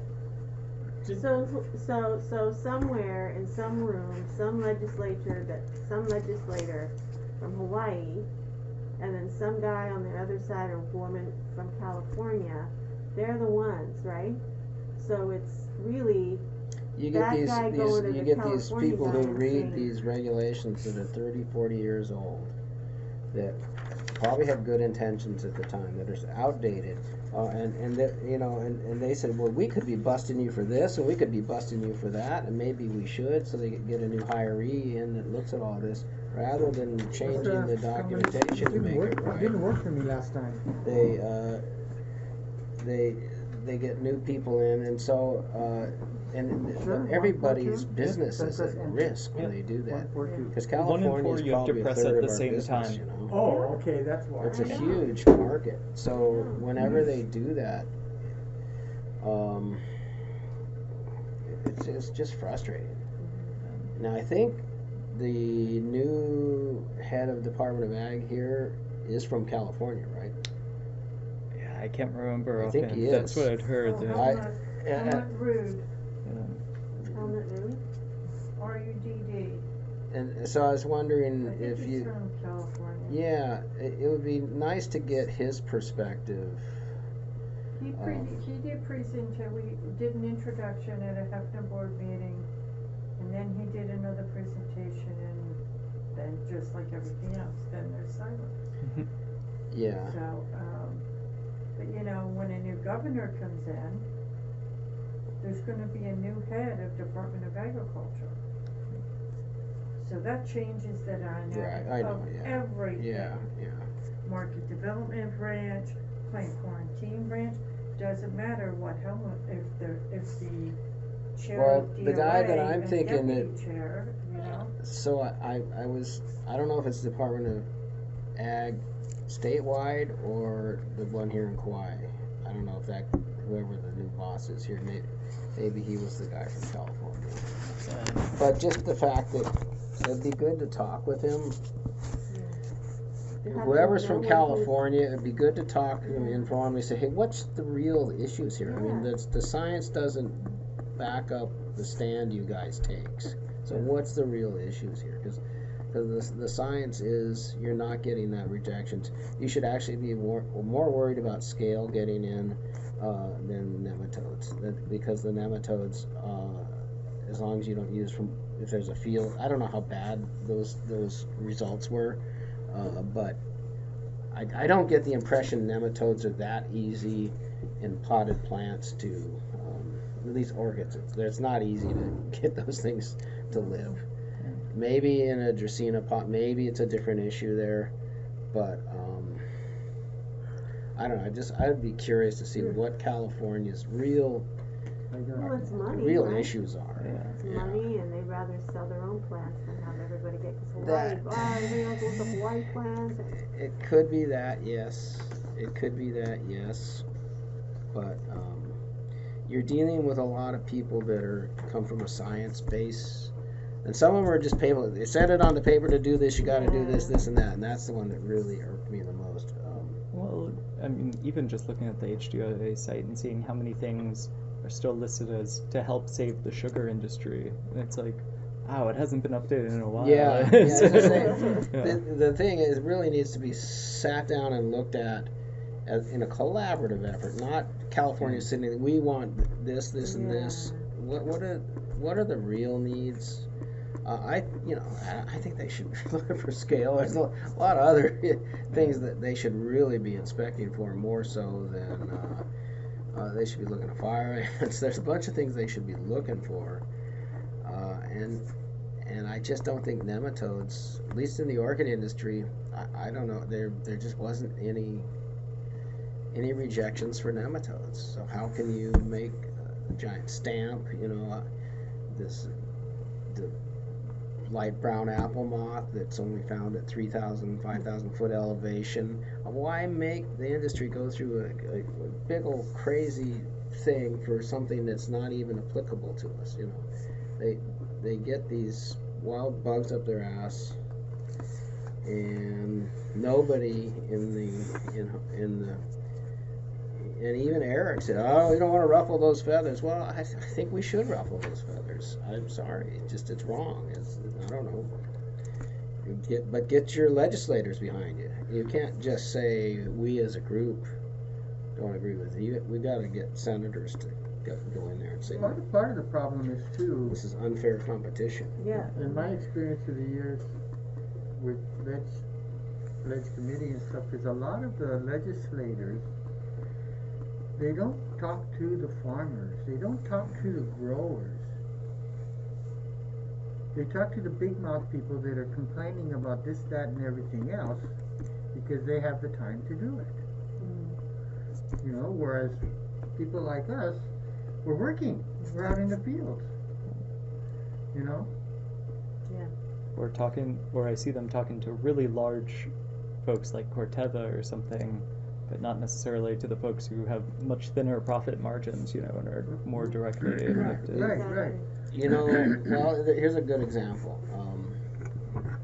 The agricultural inspections, California requires you to list all the different plants that you might ship. And so we've been general, we just say anthurium. Well, now they want to do these nematode inspections. So they want to take, if you have 100 plants, they want to take 10% of the plants and take a section and look at it to see if there's nematodes.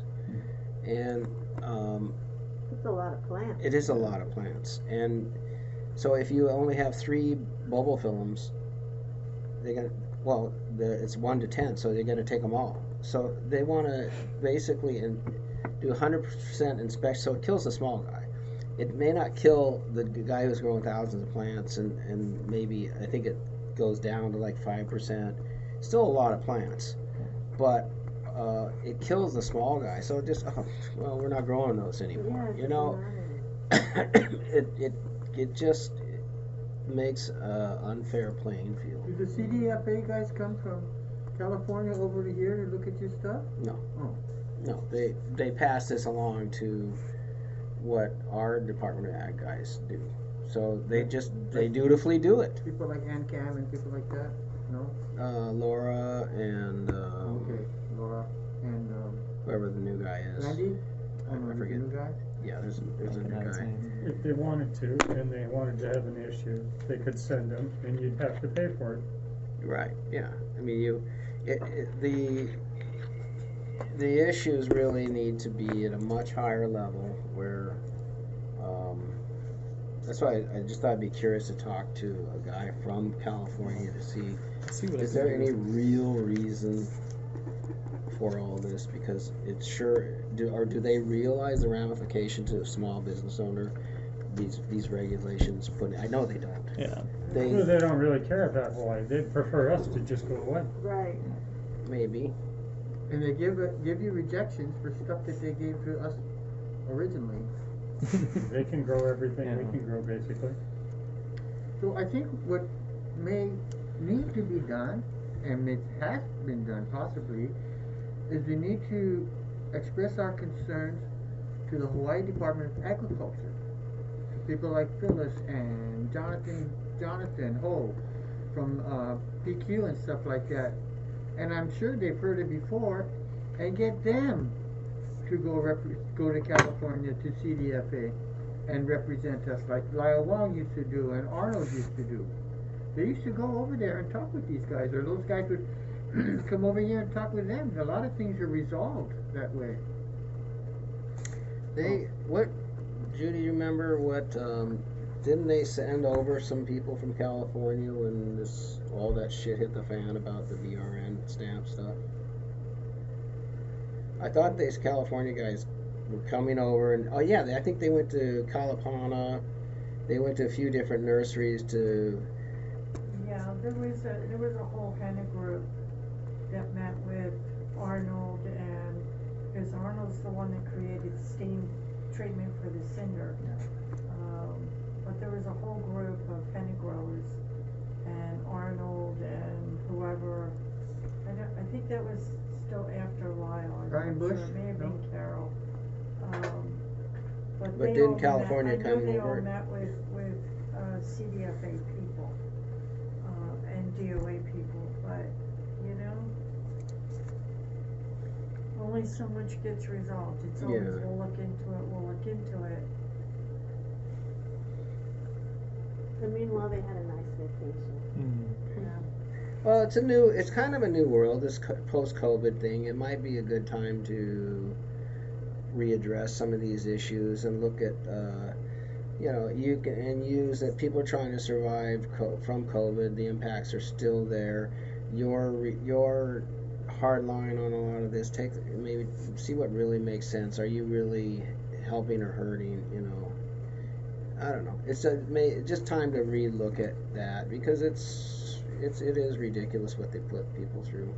Well, now the Hawaii Export Nursery Association, HFNA, was 100% shut down when COVID started, because they exported their product all to California to the wholesalers, distributors, who sold to the big resorts, hotels, whatever. Well, that industry shut down, HFNA shut down. Within less than 6 to 9 months, they all started selling to the big box stores because everybody was creating a home office and needed plants for inside. So now, HFNA is sold out. Most of their members are sold out of product. Well, Good. The That's good. biggest foliage nursery, which was the first one, Kauai Nursery, on the Big Island, has been sold. It is no longer, two of them up in Kauai side by side are out of business. wow. So it's bad. The foliage industry is taking a dive. I've been with them since 1996. And they were just booming at the turn of the century. Now they're mostly all sold out of product, but every single one of them are baby boomers, and they're all tired and they want to retire. They don't have generation succession. There are no students coming along saying, we want to learn how to do this, we want to do this. Or we're gonna take over You your know, nursery, or? Exactly, so that's not happening. Now, HFNA has had legislative grants for the past, 19 was the second one, but we started an educational program trying to take different careers in the horticulture industry to the students, middle school up through collegiate, new farmers. COVID hit, everything shut down. We tried to do it virtually. We got with some teachers. We invited students and teachers to wedding celebration last year. I think we had 9 students, but hey, 9's better than none. This year they're going to be invited to attend in person. But we were trying to do virtual programs with the students, but Department of Education is really bad. They have so many, we can't even to last year for them the students to register to watch our webinar on their screens. It had to be a 3-party registration. They could not register like everybody else does. We are not permitted to have more than their name. We can have their name and their school. That's it. Oh, because they're underage? It's all confidential. Yeah. So we're saying we don't really need that, but it had to be a separate registration. We were only allowed to know how many and what school they were from. But every time we tried to do a virtual program with the students, we had a plant propagation program where we would take plantlets, anthurium plantlets. They came from the tissue culture lab at Manoa in the flasks, and give them to the students and show them how you take these plantlets, you plant them up into pots, and then when they get big enough you do this and then you do this until you have a blooming, flowering plant. We were going to give those kits to the teachers. We've been trying to get these kits to the teachers since the beginning of 2020. And here we are.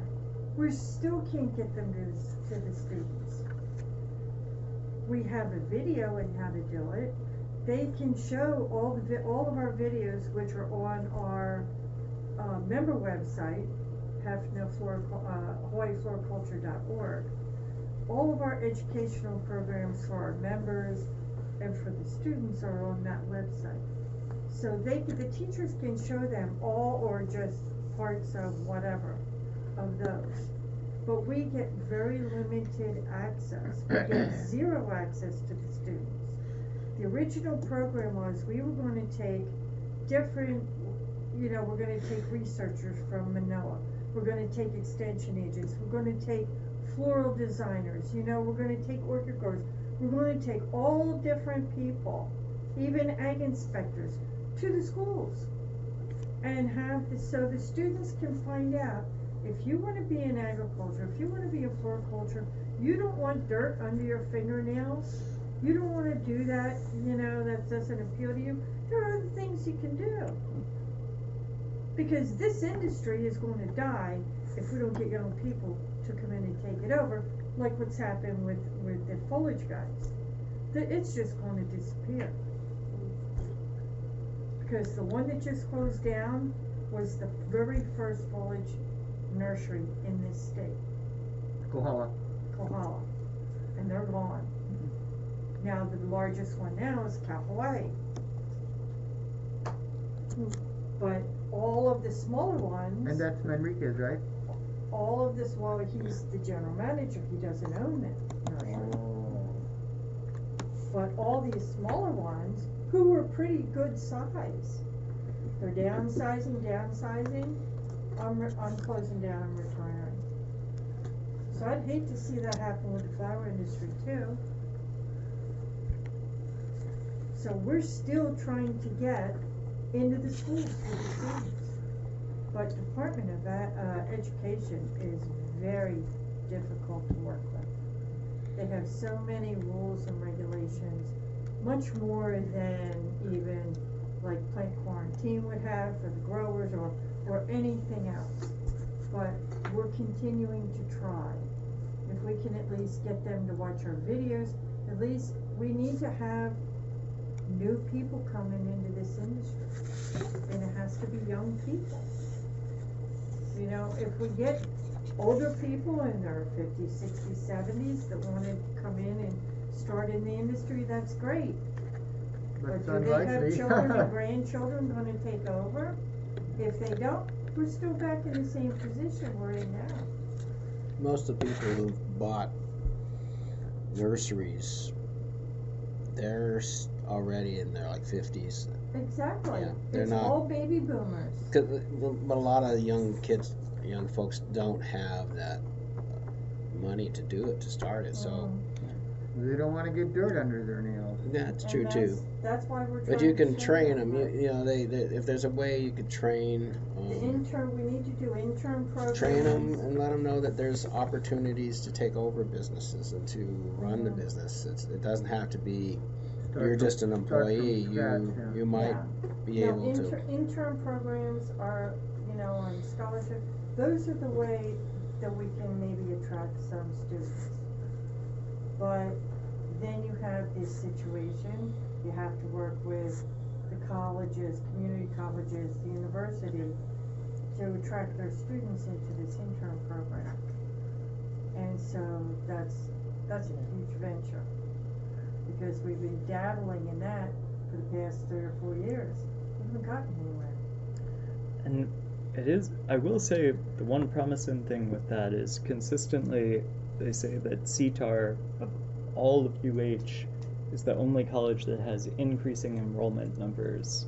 They said almost all the other colleges within UH, all the other departments are all going down, but they said CTAR consistently, and you know, the plant sciences especially, keep going up.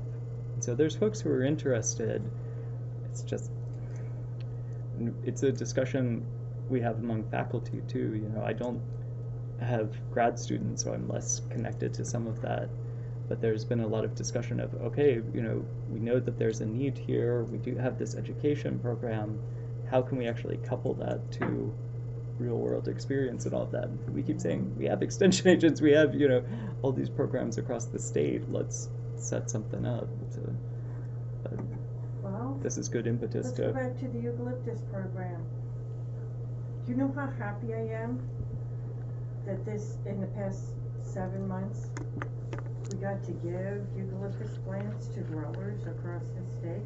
How many years ago was it that you and I took over Eileen's program to try to get eucalyptus? Because her program, she worked with her, they gave eucalyptus plants to all these people in the state. This Rutaceae eucalyptus issue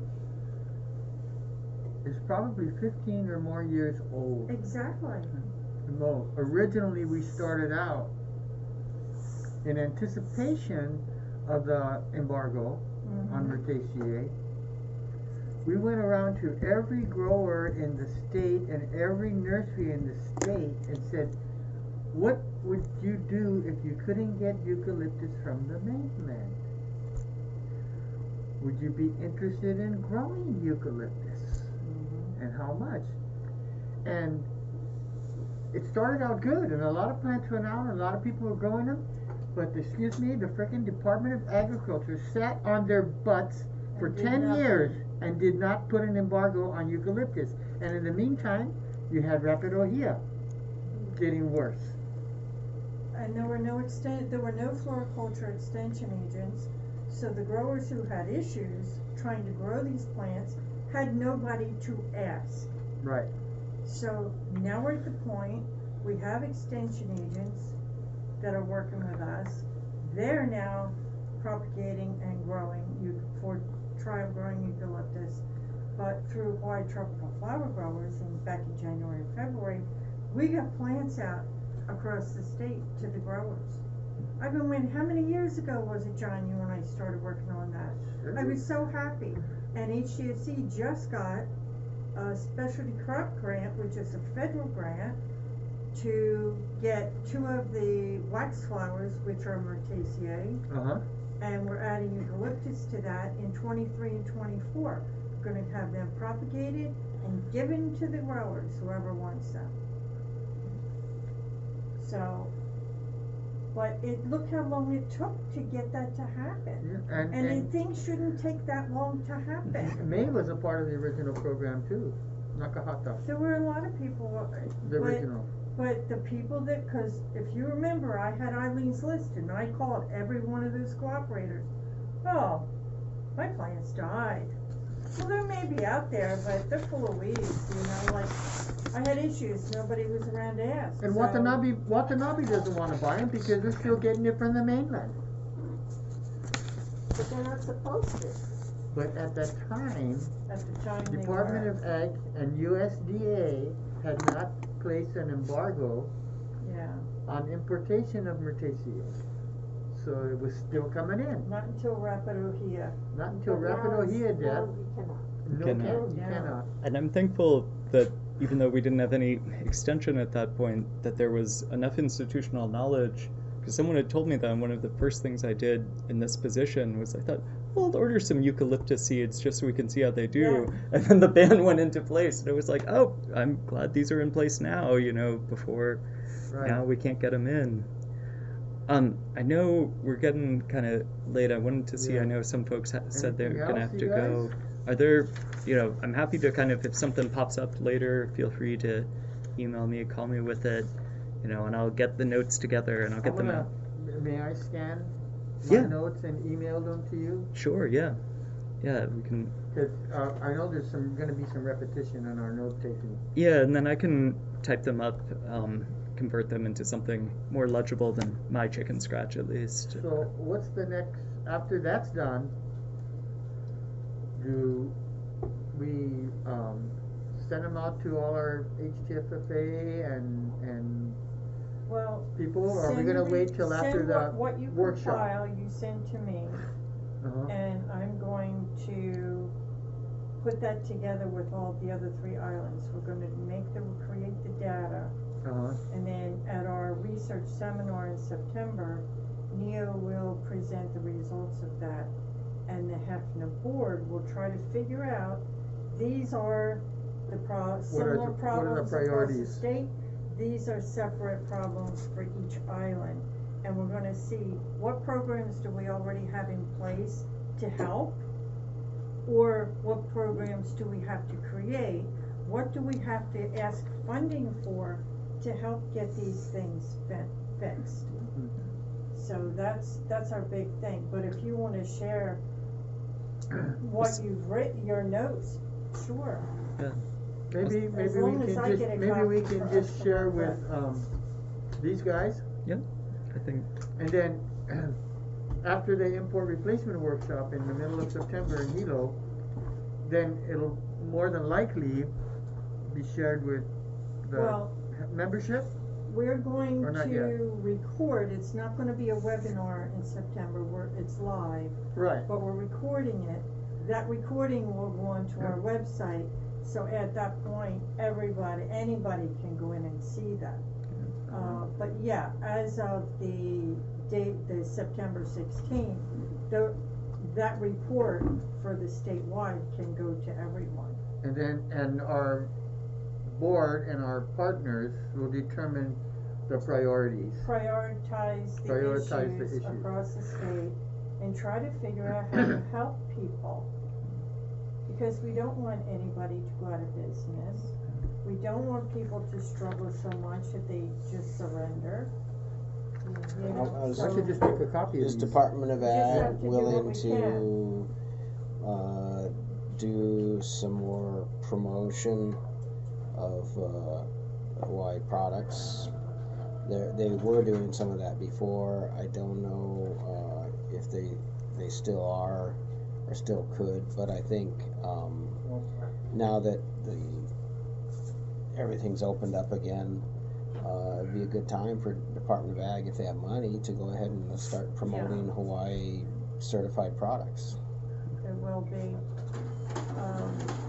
And again, like I said, depending on who becomes governor, the chair and deputy chair of Department of Ag are appointed by the governor. So we don't know who that's gonna be yet. We'll find out. I don't know what I did, but I think And then we I have to think see what I their found stance you is. and I just. There has been a found you. strategic plan that was created by Department of Agriculture years ago, and it just kinda got shelved somewhere.